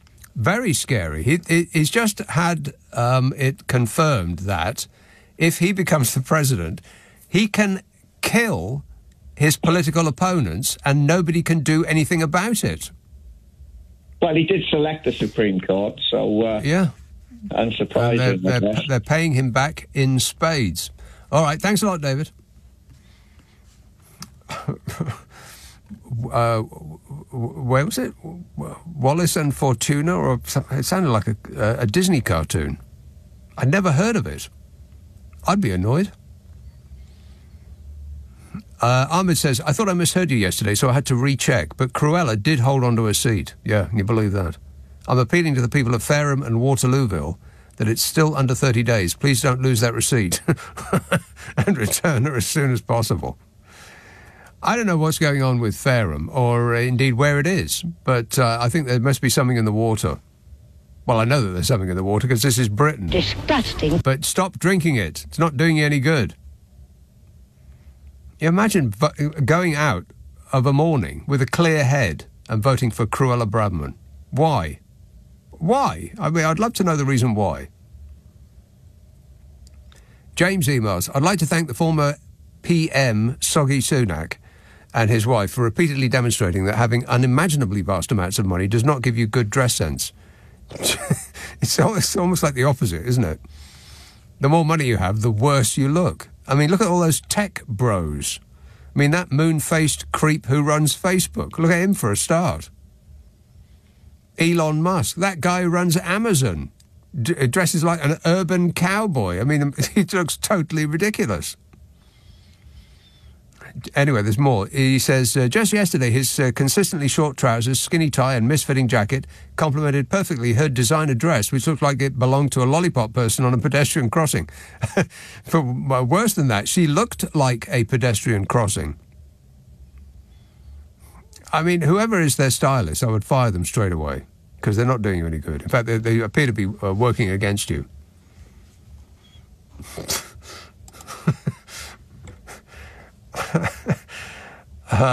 Mansfield. Hello, George. Hi, good evening, Nicky. Yes, George. I don't even notice, but Ashfield constituency, where I unfortunately reside, is like a pale blue amidst an ocean of red. Yeah. Yeah. And we've been hemmed in by both sides, on all sides, by socialist constituencies. The point I'd like to make, really, is that I'm really a National Union Mile Workers branch secretary, and one of the hidden audits within the Labour Party manifesto is to return part of the surpluses back to the mine workers and their dependents. Well, there aren't any mine workers anymore, are there? Yes, there are. You're still down Pit? Oh, no, not down Pit, but they're in receipt of the pensions, MPS, Mile Workers Pension Scheme. Right. And the Tories about 10 years ago, well, more than 10 years, must be nearly 20 years ago, took half of their surpluses of the pension scheme. And what did they do with it? Well, just awarded it to themselves for excellence in being them. Well, probably so. Yeah. And they deserve it. Anyway, the Labour Party, or part of the manifesto now, is to give £1.6 billion back to the mine workers, of which we've got about 7,000 in our constituency. But part of them still continue to vote reform. Right. Well, because they're obsessed with small boats arriving on shore in a place that they never visit. Well, Ashfield, I mean, it's not funny, really, because I can't see, really, a Labour government that's had so much hassle from these being really pleasant with Ashfield. And the area that I live in is a former mining village called Stanton Hill. And if you ever rode through it, it's like the land that time forgot. And we're in real need of investment in these former coalfield areas. Yeah. And I'm sure, well, I'm not sure, really, I hope not, that, the incoming Labour government actually provides some investment within these, derelict and deprived areas. But we have got an MP who, decides really that his own status is more important than providing, support for these areas, even though he's an ex-miner. Yeah, well, I'm sure he'll work as diligently for the area as he has up to this point, George. Let's hope so. Yes. So there's something to look forward to. Thanks a lot, mate, and I wish you all the best. You're going to need it. Nick Abbott on LBC. Call 0345 6060 973. Hello, boys. 0345 6060 973. Dave in Poole says, Nick, I now live in a constituency that is Labour, having been Tory since time began. We had 3 recounts, and Labour made it by 18 votes. For once, my vote made a difference. There you are, you see. That's Dave making a difference. Appreciate it, Dave. Thank you. And Jordan in Bristol says, Nick, you are absolutely right, because handouts to Sunak's wife on that scale aren't very conservative. Handouts. I don't know what you're talking about. It was probably something that I said, about 2 hours ago, and just passed over. I don't recall. Huddersfield. Hello, David. Alvin and Nick. Yes. We are again. I've been. What about starting an agency for out-of-work MPs? You could do it with your showbiz contacts. Yeah, so that we've got. But what skills do they possess? What skills have they ever possessed? What's never stopped them? Well. So we've got the Galloway with his hat. He could audition even, if I get my teeth in, for the new Doctor Who, because obviously that programme, your favourite children's programme, is struggling. Is it? And maybe I thought it was going great guns. I mean, I've never seen it since I was a child myself, and decided that it wasn't really for me. I can't believe it's still going, really. So he could have a sort of a face-off against Rees Mogg, because he's got the outfit as well. Then we've got Michael Gove, who would make a fantastic live-action Penfold from Danger Mouse, which is another kids' programme. He looks like he would make a good villain in Captain Scarlet or one of those Super Marionation efforts. Yeah, he could do it, yeah. So that's one option. So I think these people need gainful employment now that they've got very little to do, even less to do than they were doing. David, they'll be just fine. Don't worry about that. Each and every one of them will slide straight into the chairman's job in an organisation that they had sway over while they were a minister, and be paid a six-figure salary for not showing up to work. Oh, that is a weight off my mind. Well, something positive then. Yes. Your second cousin, Diane Abbott, she's going to be mother of the house when she comes back after the holiday. Yeah, that's the thing that's been kept fairly quiet, hasn't it? No, I read that in multiple news organisations just today. Yeah, she's going to be the oldest or the longest-serving member of the house, female. Female member, yeah. Just another thing before I go. You seem very frustrated with democracy. I don't know why. Well, it's the worst thing we have apart from all of the other systems. Well, you seem to think that everybody in every party should just automatically agree with each other and there should be no discussion period. That they've all got to just say the same thing and be led by, without any discussion, without any difference of opinion. When did I ever say that? Almost every week. No. I mean, you're going to have to start listening to your show. Well, I'm not that keen on the presenter, to be honest. He's a veteran presenter, I read somewhere. Well, just because he's old, that don't make no never mind. So they've got to have some sort of discussion, haven't they? They've got to sort of thrash these things out. Yes. You can't have just total unity from nothing, can you? Of course not. Well, why do you keep saying otherwise, then? Well, I don't know why you say I keep saying otherwise, because I'm unaware that I do say otherwise. Of course there has to be discussions. Right, but it does present then some form of disunity for all the press to sort of pick at, doesn't it? Like a sort of, I don't want to say the word scab, but I'm gonna. Well, yeah, but disunity is one thing, but a disagreement on the issues and then thrashing it out and coming to like a common decision, between friends is one thing. But screaming at each other through your various columns in newspapers is something completely different. I mean, let's just assume that. I mean, I don't know what you're getting at, though. I mean, I've never said that politicians shouldn't disagree with each other within the same party.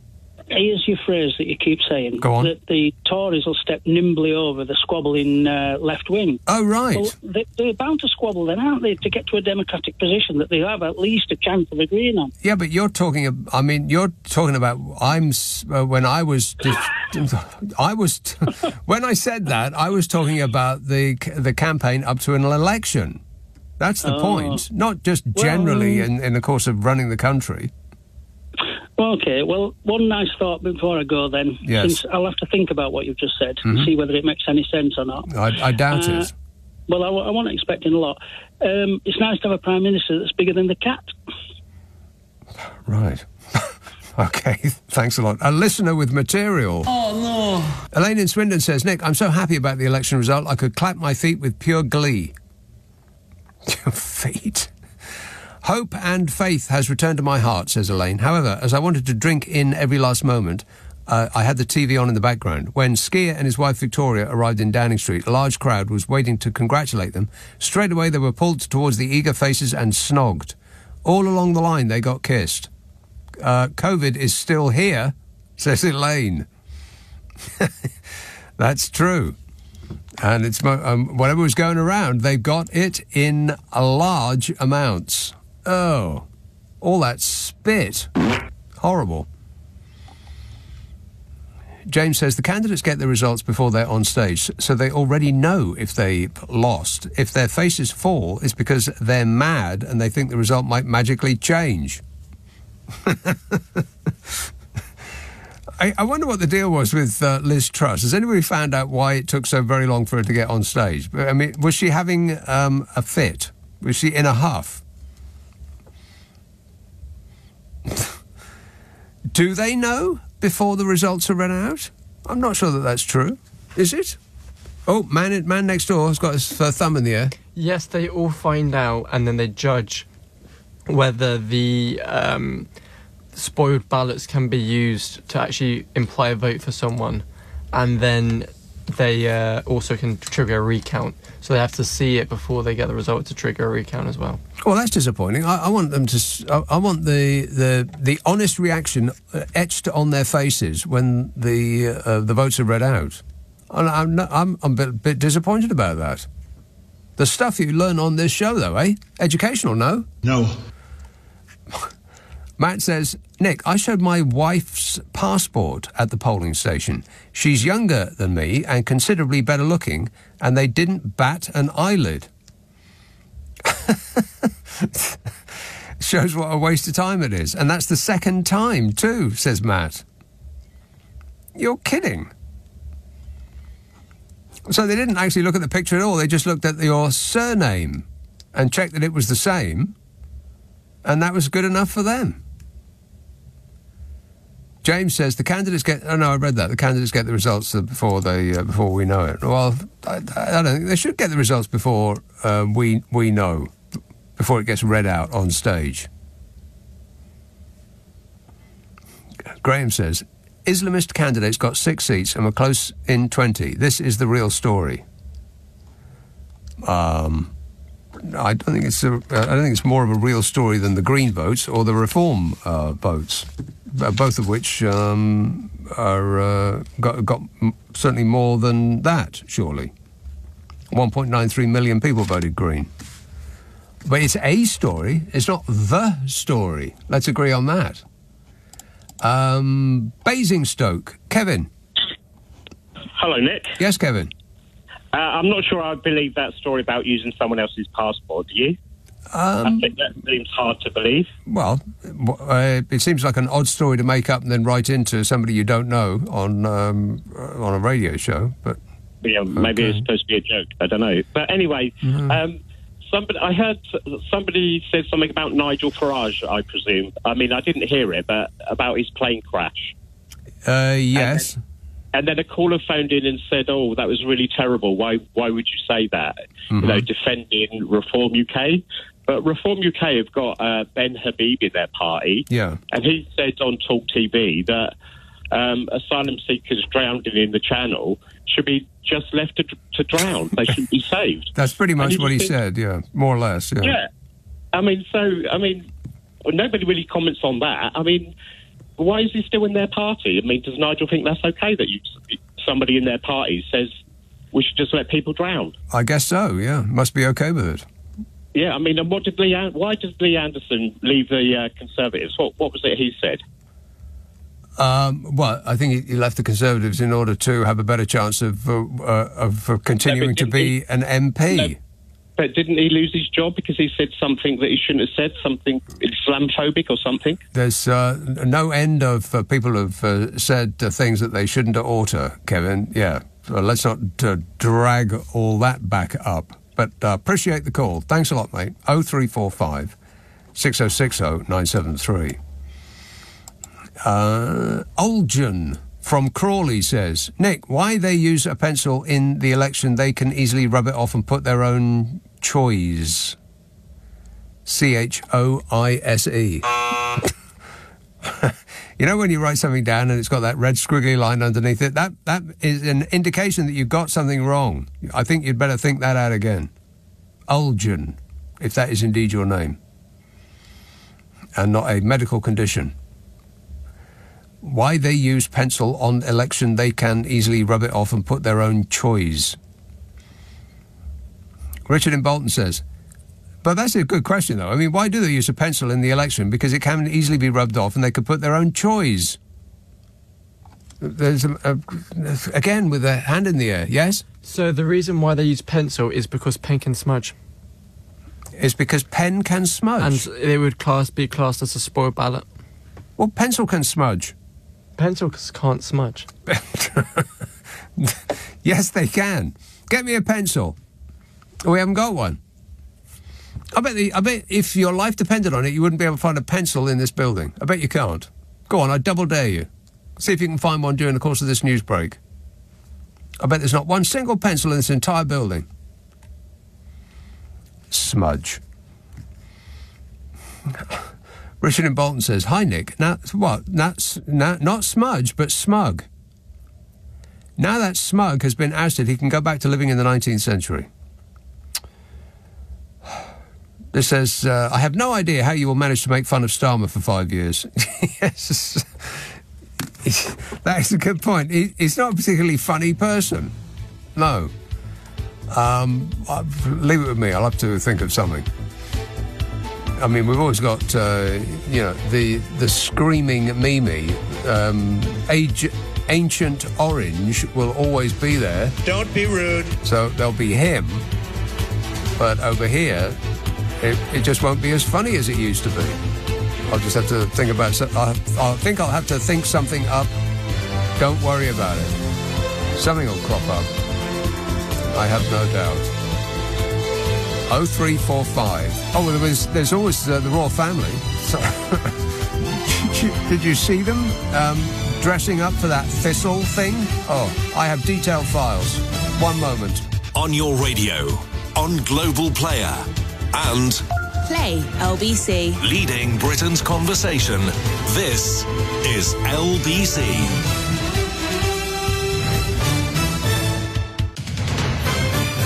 This is LBC from Global, leading Britain's conversation with Nick Abbott. Oh, hello.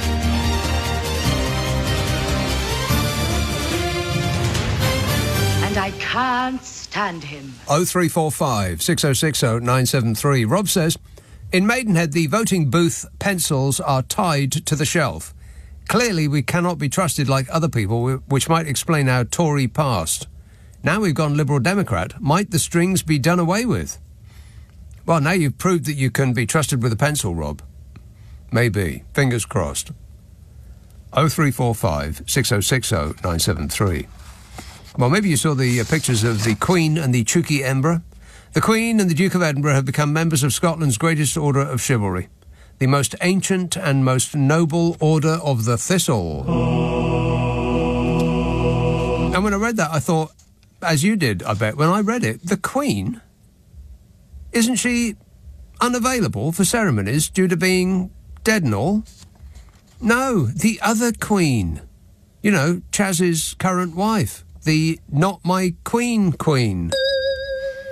The Queen and Prince Edward were formally installed as members of the Order of the Thistle. This was during a service at St Giles Cathedral in Edinburgh. And how did they manage to win this accolade? By doing good deeds for the people of Scotland, for showing bravery in the face of the enemy, for managing to eat 3 bridies in a row and not heave. No, they just got given it for excellence in being from the right family. Oh, fabulous. It's like all those medals that Charlie wore for that portrait he just had done. I swear, they had portraits made like we poor dopes who pay taxes take selfies. All those medals on his chest, I thought, what are they for? They're for being Mummy's little darling, I think. And they just spend the day wondering how to honour themselves next and whether they've got enough room on their jackets for another badge and a title. And there's pictures of a lot of them, all garbed up in the most ridiculous outfits you've seen outside of a panto. Look it up on the World Wide Web. The most ancient and most noble order of the Thistle. I mean, they've got velvet cloaks and medals as big as dinner plates, and sashes and gold chains so big you could anchor a ship with them, and braids with what looked like curtain pulls, and floppy Napoleon hats with half a dead ostrich stuck on top. They're just so silly. And it's the Duke of Rothsay, you know. Wills. That's who Wills is. Well, one of his many titles. He's the Duke of Rothsay. Him and Charles and Camilla and Prince Edward, the Duke of Edinburgh. He's Prince Edward and he's the Duke of Edinburgh. He's a prince and a duke. I mean, he's the one that you'd forgotten about because he doesn't appear to actually do anything.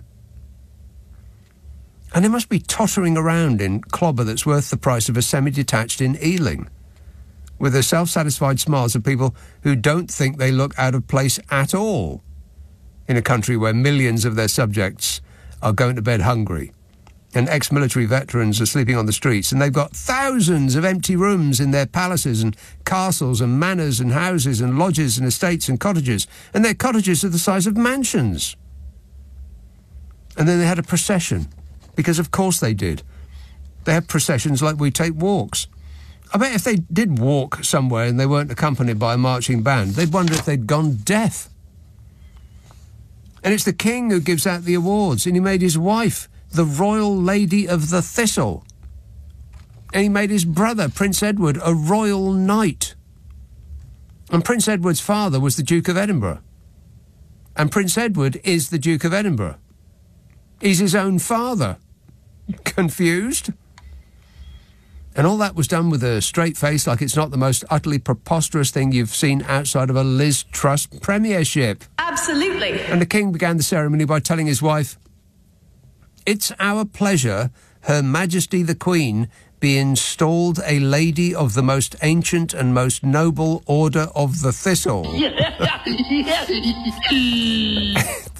Those were his words.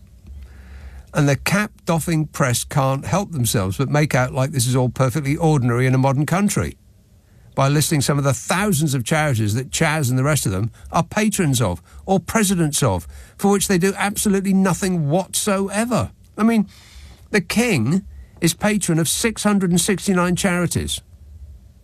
And what does he do for them? Give them money? No. No, of course not. If there's one thing we can be absolutely sure of, is that the royal family don't give money for anything. So does he work tirelessly for 669 charities? No. No, of course he doesn't. He's too busy trying to find a space in his tunic for another medal. So they just lend their title, a sort of charity washing, as though to make up for the billions of pounds that we poor dopes who pay for it all funnel to one of the richest families on earth every year. I mean, at most, they'll pay a visit once in a blue moon, and the charity will spend a vast amount of the money that the public donates on treating their most fabulous majesties to the manner in which they insist on. God, what a way to run a country, eh? Dreadful. 0345 6060 973. Oh, here is information from the Electoral Commission on why pencil is used. Wet ink can transfer on a ballot paper when it is folded. This may lead to the paper being rejected, as it could appear an individual has attempted to vote multiple times. Pens are also prone to drying or spilling, which could lead to people being unable to vote or to ballot papers being spoiled. We're talking about biros, not quills. Which century is the Electoral Commission living in? Like birds, feathers and ink pots they're expecting us to show up with. What are they talking about? 0345 6060 973. Dorset, James. Hello, chap. How are you doing? Good, thanks. Good lad. I thought this bird's flown a bit because you went off on a rather beautiful tangent and about the royal family. So if you'd like to continue talking about that rather than the Conservative Party, that's fine. You know, I don't want to break your flow. Right, you don't want to harsh my buzz. Well, too late. No, I don't. So no, man. You were cooking. Yeah. It was absolutely wonderful. All right. No, I've finished cooking now. The meal is done. What did you want to talk about? Well, I want to talk about the Conservative Party, which is about as much fun as it sounds, of course. But I'm a Labour man. I've always been a Labour man. I voted for Labour. I was technically pleased that they won and all those sort of things. Technically? But, yeah, because and this is going to sound really weird, for a rotten old socialist. I worry about the Conservative Party. I genuinely worry about the Conservative Party as the opposition party, those who have to put the government to account. I mean, by what measure do they put the government to account? By asking them 3 questions at Prime Minister's queues?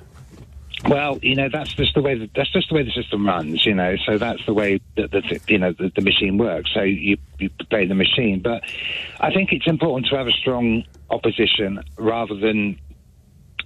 This is going to sound absurd because I have no love for the Conservative Party whatsoever.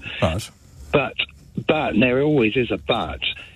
Seeing the contenders for leadership, you could say Badenoch, you could say Patel, you could, you cleverly, so forth.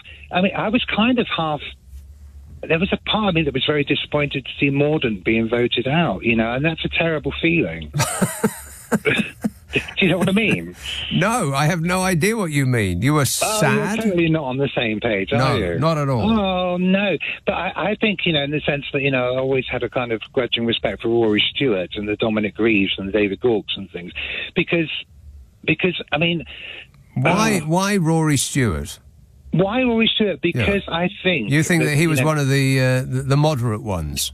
No, not by his voting record at all. Exactly. That's precisely what I was going to say. Yeah, just look up the man's voting record. Well, I have, and I've checked it out. But I mean, I'm quite like the idea that people can modify their opinions and be humbled.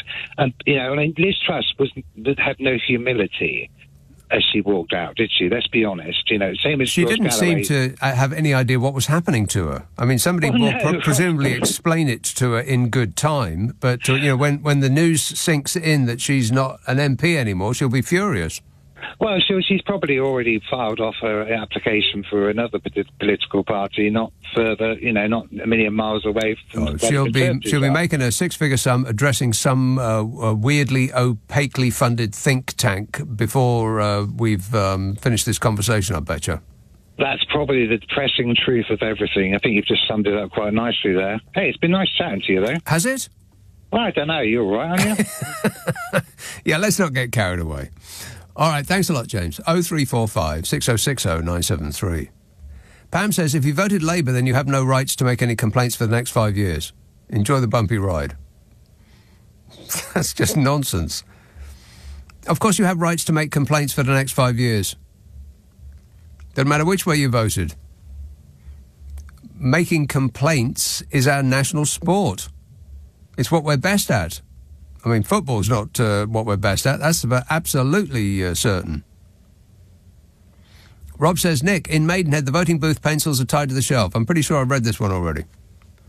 This text from Matt in Worcester says, I have finally thought of something positive about the Tories that they did in the last 14 years. You remember George Osborne? Yes. On the 19th of March 2014, he announced pension freedom, where typical Tory voting demographics were allowed to access 100% of their pensions from the 6th of April 2015, a month before the May 2015 election. The Tories won 330 seats in a majority which ended the coalition. All went wrong from then, and the rest is history, says Matt. Oh, history? Boring! Oh, you should have said that right at the beginning. History we're dealing with. Ugh. Bunch of names and dates. Can't stand it. I have no brain for it. Jerry says, rumour has it that Michael Fabricant's hair has left him to take its chances as an independent in 2029.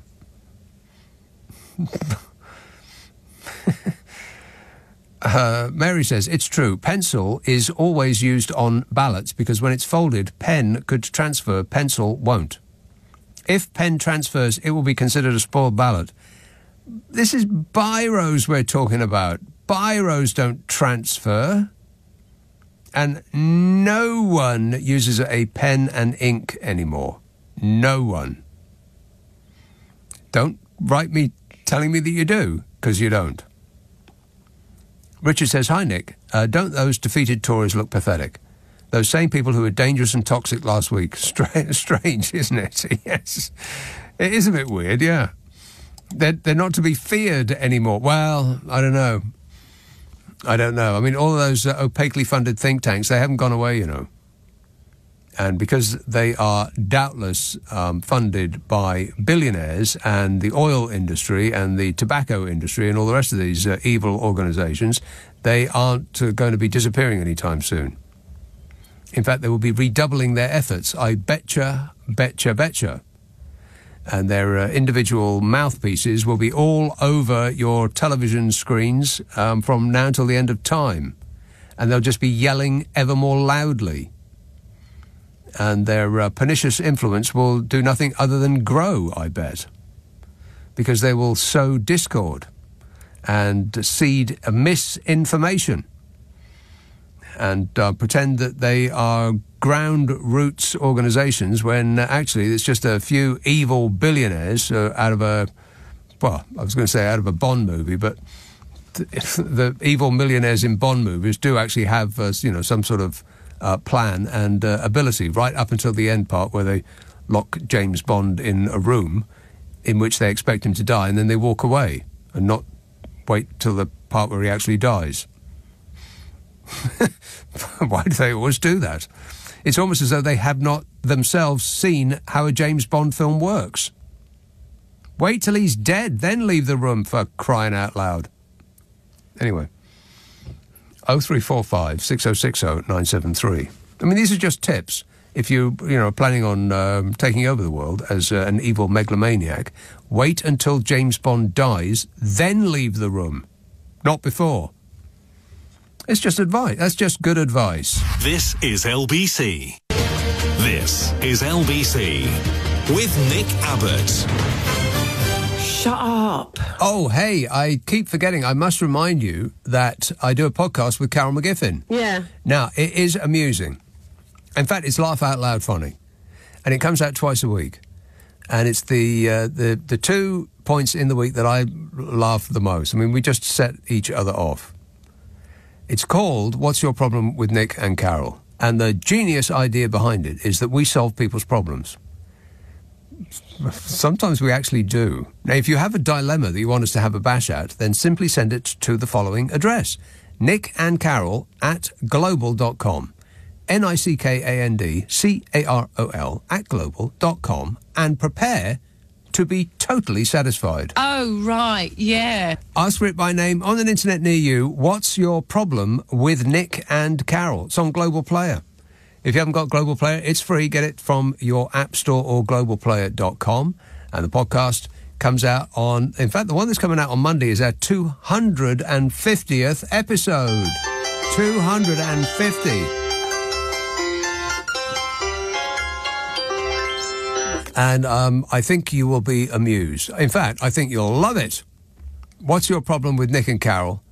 Comes out Mondays and Fridays on an internet near you. 0345 6060 973. Guernsey. Tom.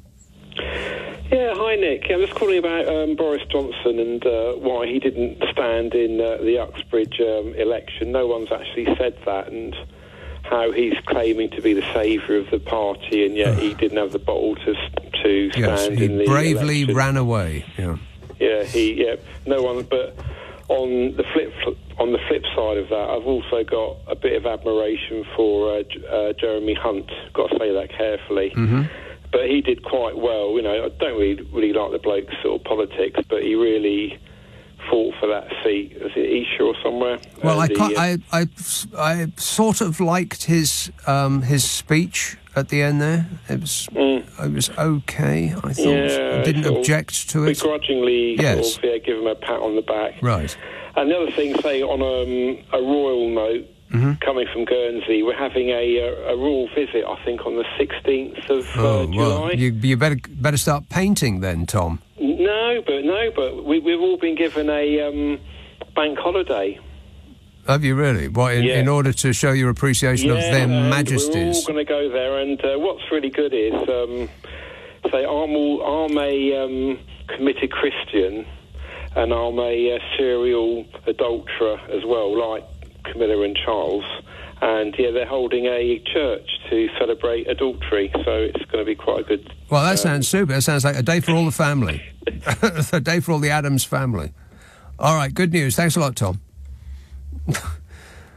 Caroline texts regarding my problem with... I went into our kitchenette, our luxurious kitchenette last night, and because people had pulled an all-nighter from the election, they had drunk the place dry of milk.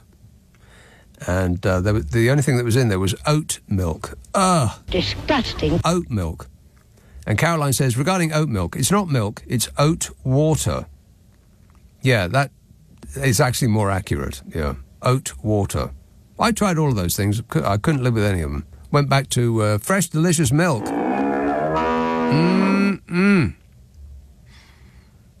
Just don't tell me which part of a cow it comes from. I'd rather not know.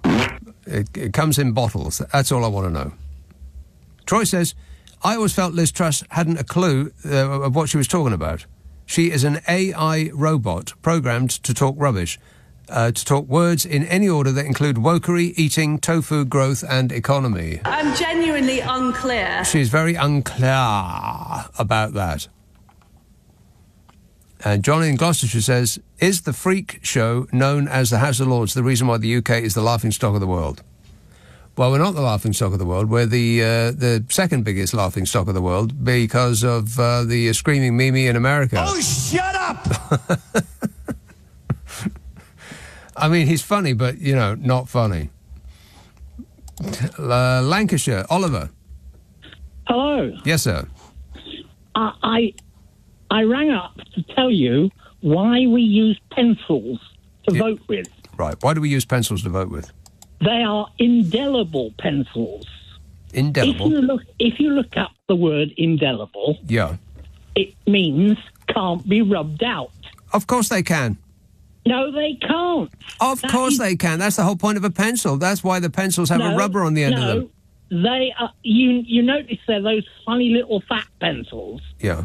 And they have a different type of lead in them that can't be rubbed out. Nonsense.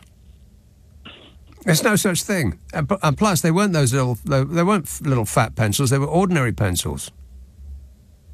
You haven't voted much, then. I vote. I always vote. Always. Yes, always. so Always.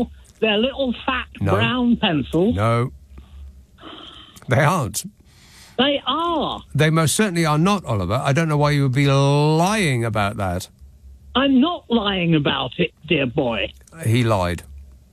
I did not lie. I was doing it again. I learned it at school. Oh, well, you should have said school. Nobody ever learned anything at school. Yes. So... Yeah, I waited all this time to be told I was wrong. To be told I'm a liar. You need to see me after class, Oliver. I'm going to give you a damn good thrashing, and it's going to hurt you a lot more than it hurts me. Thank you, sir. May I have another? No, they're not indelible. The whole point of a pencil is you can rub it out. You idiot. I'm sorry. That just burst out of me. I apologise for calling it that whole Egypt thing. But, you know, if you say idiotic things, then there is a danger that you might get called an Egypt. Pencils come with rubbers on the end. That's the whole point of a pencil. It's just a bit weird. I mean, the rules appear to be made for when people used to use pen and ink. Fountain pens. Nobody uses a fountain pen anymore. Not now. And they never will, ever, from this moment on. I bought a blooming fountain pen a couple of years ago because I thought, yeah, it does make you write better. There's no doubt about it. People's handwriting is not improved by using a biro. It just isn't. It's because it doesn't slow you down like a fountain pen. A fountain pen slows you down. It has purchase on the page. Whereas a biro just runs over the page, and so your writing becomes less legible, less clear, less attractive. And so I bought myself a fountain pen, but they're just a pain. They're just a pain. I mean, they dry out all the time unless you're using it permanently. You have to go through this whole thing where you've got to squirt all the ink out, then pull the ink back into it, and then like scribble and scribble and scribble till you finally get a flow going, and they're just rubbish. But they do improve your writing. They do, and there's something pleasurable about writing with a fountain pen. It gives me pleasure.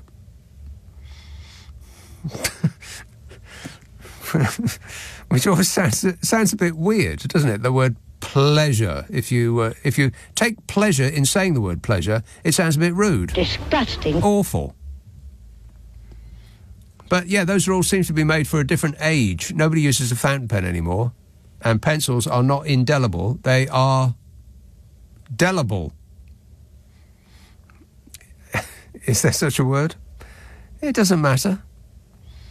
Clive in Sydney says, Nick, I almost feel like returning to the UK after this election. I think I shocked my neighbours when I heard of Smug's downfall. Yeah, well, I let out a small yelp too. This text says, there's trouble on the horizon in Downing Street already. Have you heard that Starmer has a cat of his own who's moving in? Yes, I've dealt with that already. There's going to be fur flying on the cobbles. It'll be like Blair and Brown all over again. Yeah, a little bit, yeah.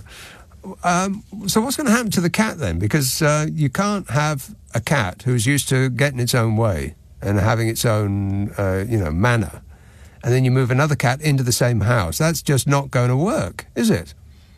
Poor Larry.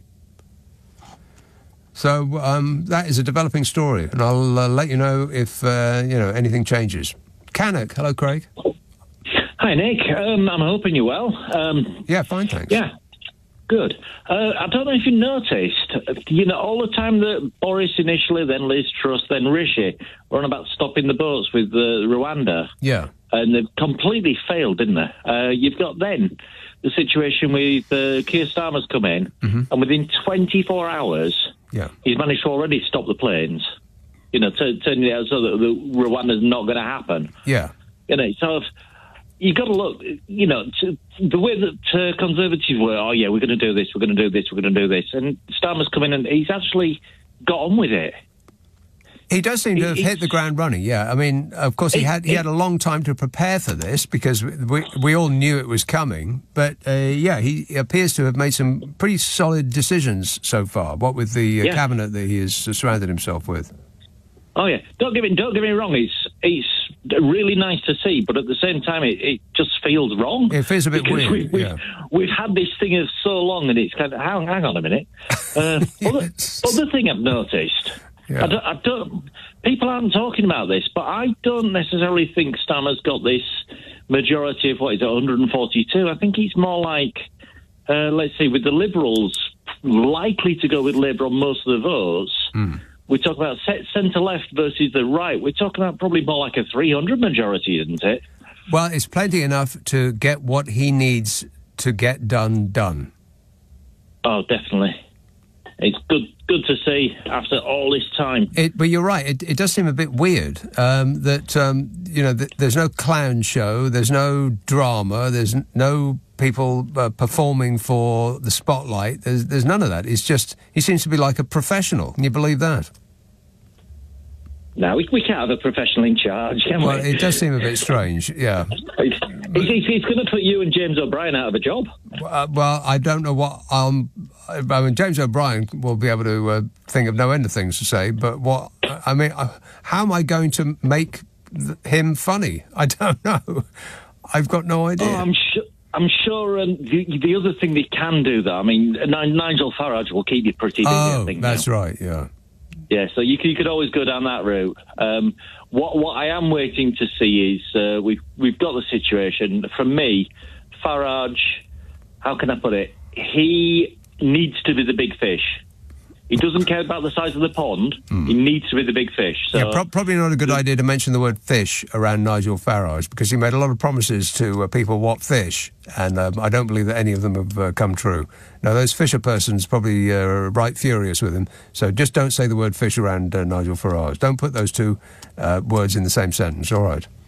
Good work otherwise, Craig. Excellent work, that man. Thanks a lot. Leading Britain's conversation. Nick Abbot. Alexa, send a comment to LBC. Listen to him. He knows everything. Al in Norfolk says, Nick, you simply must get your wonderful assistant to set up a 10-second clip of She Taught Me How to Yodel by Frank Ifield for the benefit of you and your listeners. I happened to hear it the other day and I nearly fell off my chair, says Al. It's your Anne Widdecombe impression. Check it out and let the listeners decide. From 28 seconds it will be in and will be ideal. Well, we don't have... We haven't got Frank Ifield in our library, do we? Plus, we don't have a library. Frank Ifield, wasn't he the I believe in you? Woo. I can't... Since I had the COVID or whatever it was, I can't hit high notes anymore. I believe in you.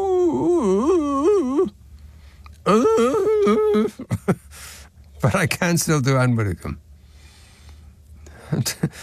John in Glasgow says, you just said it's as if there's no thought crossing Liz Truss's mind. Nick, there's no as if about it. I'm an amputee and my prosthetic leg can make better decisions on our nation's economy than the former PM. He's talking about you, Liz. Absolutely. Absolutely. I wonder if she's realised what's happened to her yet. She's probably still standing on that stage. It's very hard to leave when you can't find the door. This says, hi, Nick, I might have missed this, but what has David Cameron's reaction been, and who are the new ministers of common sense and of no portfolio? Yeah, who's the new minister for common sense? God, what an absolute shower. Missing them already. Derby, hello, Simon. Hi, Nick.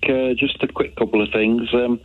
I've seen the photos of Richie Sunak when he's getting the news on stage, and there's the one with the guy with the big L behind him for loser. You know, you've seen that photo. Well, I saw it live, and I couldn't really figure out what the guy was doing, because there's not just an L on that sign. There's the word no just before the L. On the left of the L, in very, very small print, there's the word no. And I was thinking, what is he trying to do? A man just looked like a plank.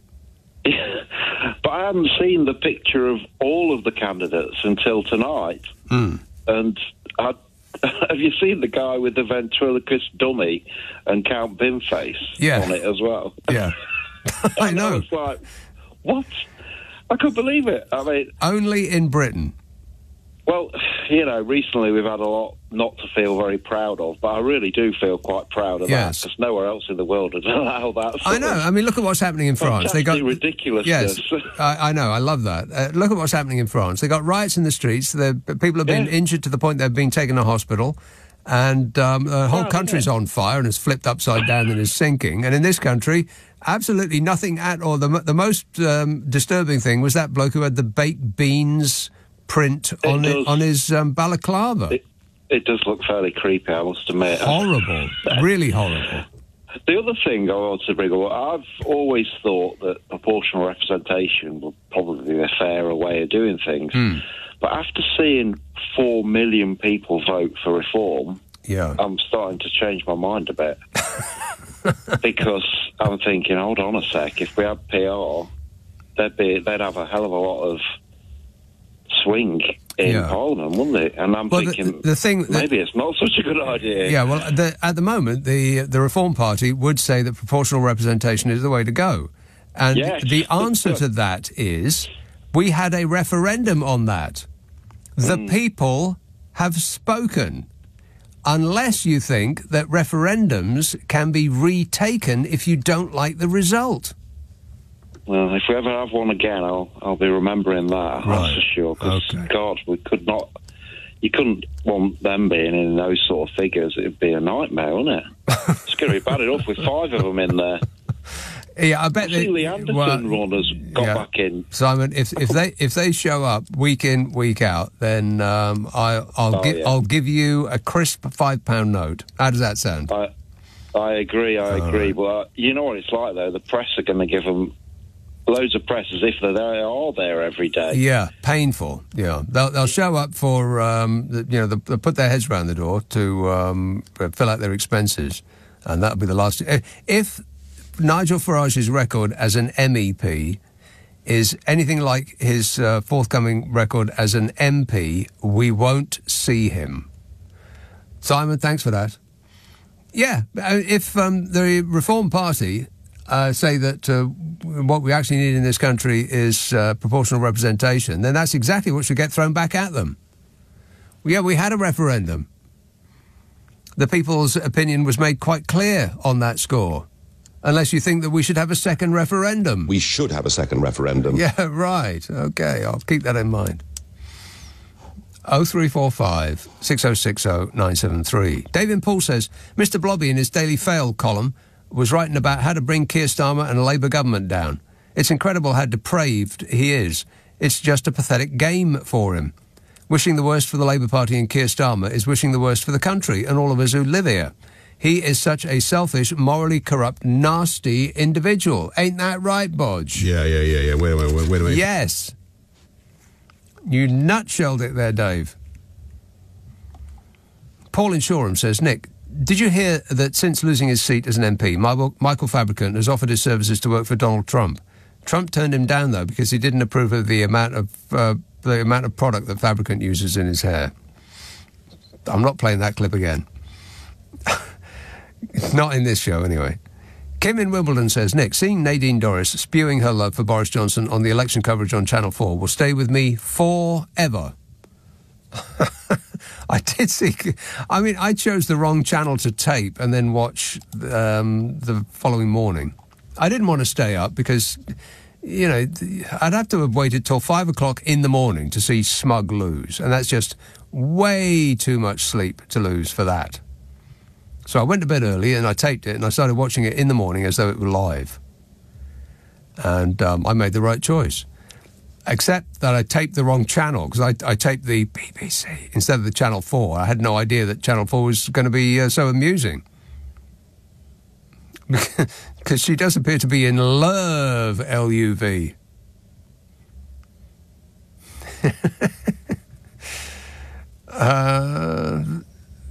Where am I?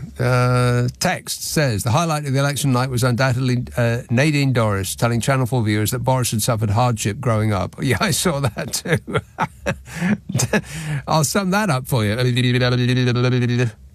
The panel informed her that no, he had not suffered hardship. He had, after all, attended Eton. But he did so on a scholarship, she said. No, said Rory Stewart, he wasn't there on a scholarship. He actually, I think he was on a scholarship, wasn't he? But I think the point that Rory Stewart was making, and of course Rory Stewart was at Eton with Boris Johnson, was that the rest of the family also went to Eton or some posho public school. So if the family was hard up, how did they all afford that? Nadine fell silent, says this texter, surrendering her insistence that Boris is a working-class hero. It was an out-of-body experience. Boris Johnson, a working-class hero? The great big greedy nincompoop. That great big greedy nincompoop. Do me a favour. And Val in Lewisham says, I saw a man in Lewisham High Street today wearing a kilt. I've lived here all my 71 years and that was a first. I hope it's also a last, says Val. She's very upset. East Yorkshire. Hello, Mike. Hi, Nick. Yeah, Channel 4 was the one to watch. I know. I'm very disappointed.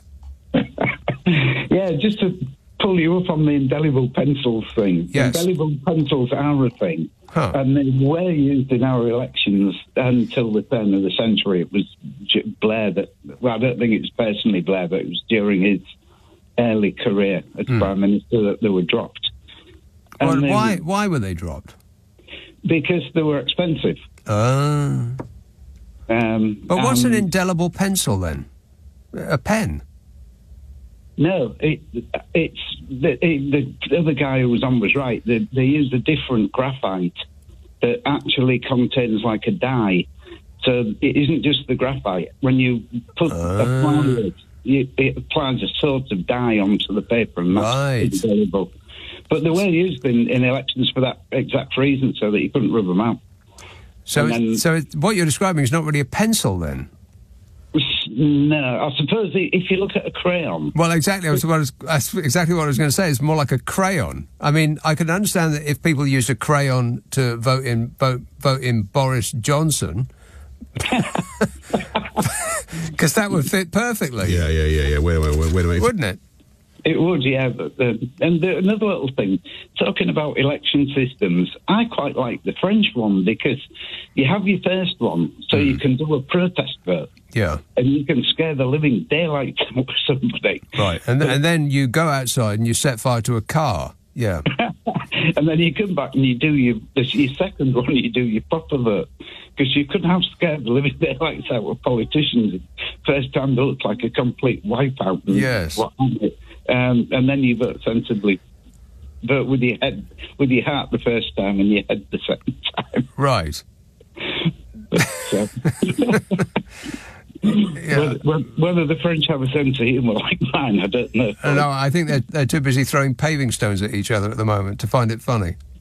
Yeah, I would imagine Yeah. so. But one thing to think about, about politically at the minute, if you think of France before pre-Macron, there were 2 or 3 centrist parties, far left and far right, and Macron crushed all the centrist parties. So when France gets annoyed with Macron, now the only options they've got are far left or far right if they want to vote him out. And if you think about Britain, we had 2 centrist parties, Labour and Conservative, pretty sensible either side of the centre line. Yeah. If the Tories disappear off to the right and leave Labour as the only centrist party, if people fall out big time with Labour, the only alternative they're going to have is to go far right, which is potentially quite dangerous. No, you're forgetting the biggie in the middle, the Liberal Democrats. That's possible, but they would probably have to go a bit to the left of the centre party to attract the attention. It's just a thought that I had, but that's what's happening in France now. The far left and far right are becoming a lot more popular. I think there's a lot of room for the Greens to expand. I mean, they've expanded massively. That was one of the big stories of the election just gone that wasn't really reported on at all because everybody was busy trying to get Nigel Farage on their screens. But I think the Greens, they've quadrupled their vote since, since 2010. No, more than that. 8 times. 8 times. That's exactly right. 8 times. Just shy of 2 million votes this time around. It's their best ever result, and they got absolutely no publicity of any kind whatsoever. They came second in 40 seats. 40. And only won 4, was it? Yeah, I believe so. Yeah, 4. Yeah.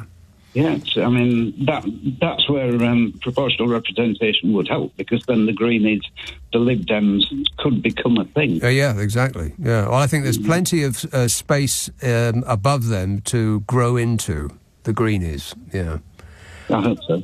Yeah, me too, yeah. All right, good to talk to you. Thanks, Mike. This is LBC with Nick Abbott. Call 0345 6060 973. Tweet at LBC. Text 84850. Come on, we're running late. We are running late. Let's have Crowthorne. Andy. Good morning, Nick. Andy. How many years has the Electoral Commission existed? I don't know. I can't believe in all that time they haven't got someone with a bit of spatial awareness who could have solved the ink smudging problem. Yeah. Okay, so all the boxes are in a column. They fold the form left to right, and that's how one box goes over another. Mm-hmm. Why not just fold the paper top to bottom? And then the only place the smudge can go is over the candidate's name. Right, or you could fold it so that your cross is on the outside rather than the inside. Oh, no, then people could see who you voted for. Well, what difference does that make? Well, certainly around here that's been the case. This election was the first election I've voted in for 40 years where I voted for the winner. Oh, right, I thought you... Oh, OK. Oh, no. Vote every time. Right. Solid Tory all the way around here. Hmm. So I've always had to vote Liberal Democrat instead of Labour. Crowthorne. Yes. Got some lovely neighbours here. We've got Broadmoor High Security Hospital. Oh, very nice. Only a short trip then? Absolutely. And so who's your MP this time round? What party? Liberal Democrat. Liberal Democrats, right. So we're just outside Woking and Bracknell sort of area. Ah, well, that's up where the Theresa May's manor, isn't it? There or thereabouts. Maidenhead, yeah. Yeah, Maidenhead, yeah. She would kid on that she lived in Sonning, but she doesn't. Oh, yes.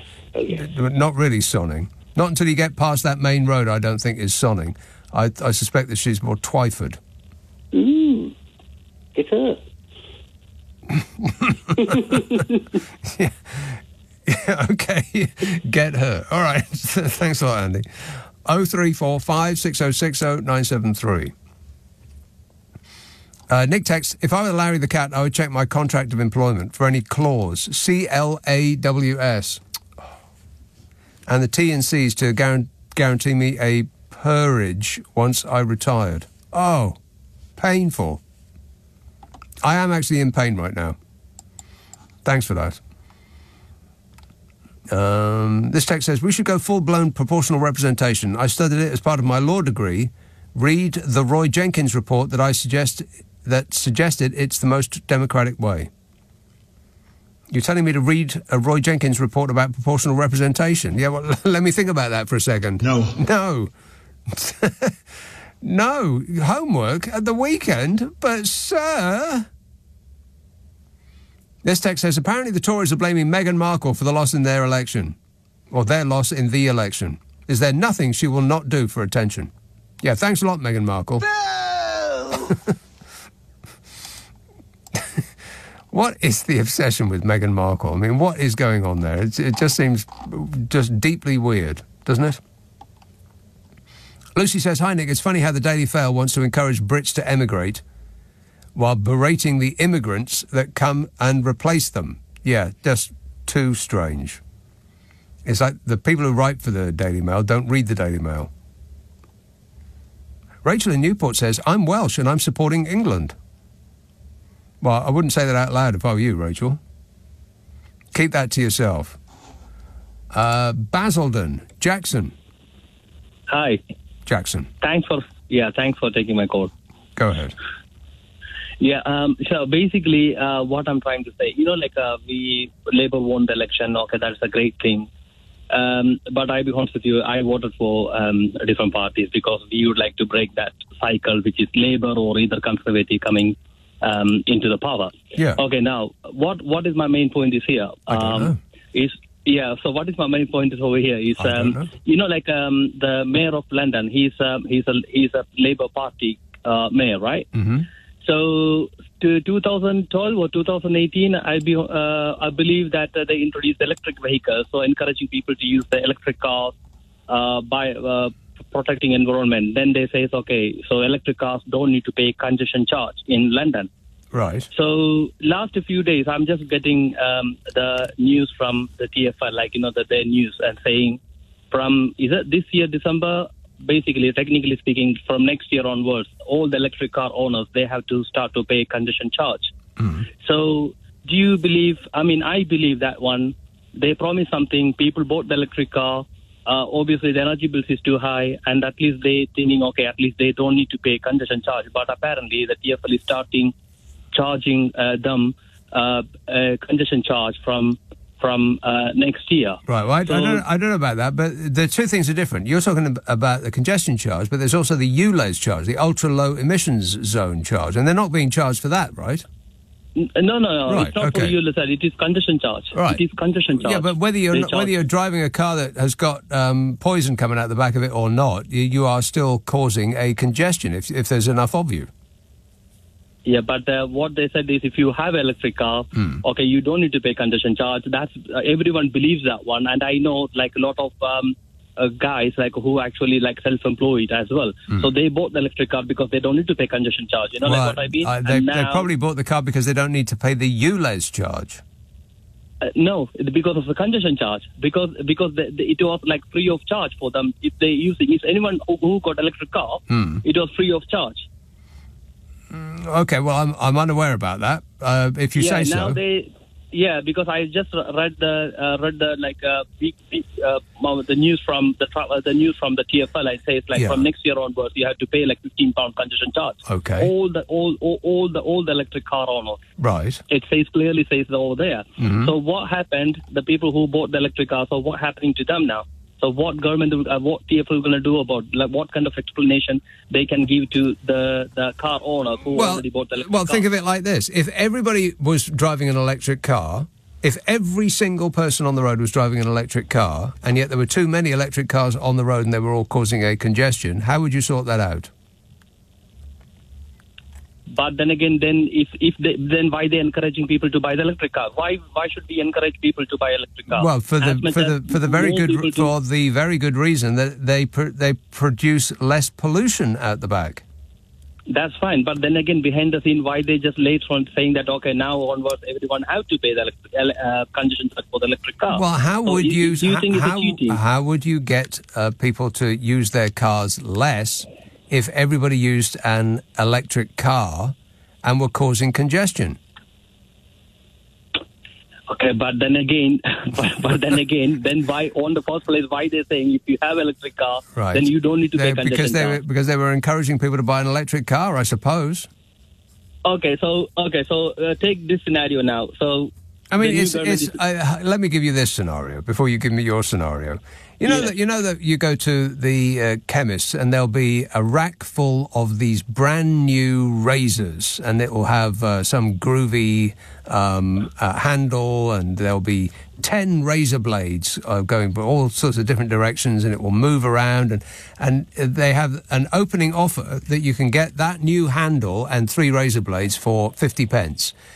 It's an opening offer. It's in order to drag you in. And then, of course, when you buy that handle, then you find out that the razor blades cost £10 each. But you're stuck with it because you bought the handle and you like the razor blades, so you've been duped, essentially. It's a lost leader. So it's kind of the same thing. They wanted people to switch, and so they gave them an opening offer, an initial offer, and that offer is expiring, I would imagine. If what you're telling me is true, that's what's happening. Okay, that's fine. So my other scenario. So now the great example. Okay, now the Labour is in power right now. Yes. So the Keir Starmer have the manifesto, but obviously we cannot do anything with the manifesto. But he says on several interviews, Keir Starmer says, "Okay, I am promising to you. I am promising." So what happened within these 5 years, or till the next election? If he didn't fulfill the promise, fulfill the promise which he given to the people, because people is expecting a lot of things from him. Yeah, Jackson, from him. Jackson, listen to what you're saying. You're saying a politician will promise something and then not deliver on it? When has that ever happened?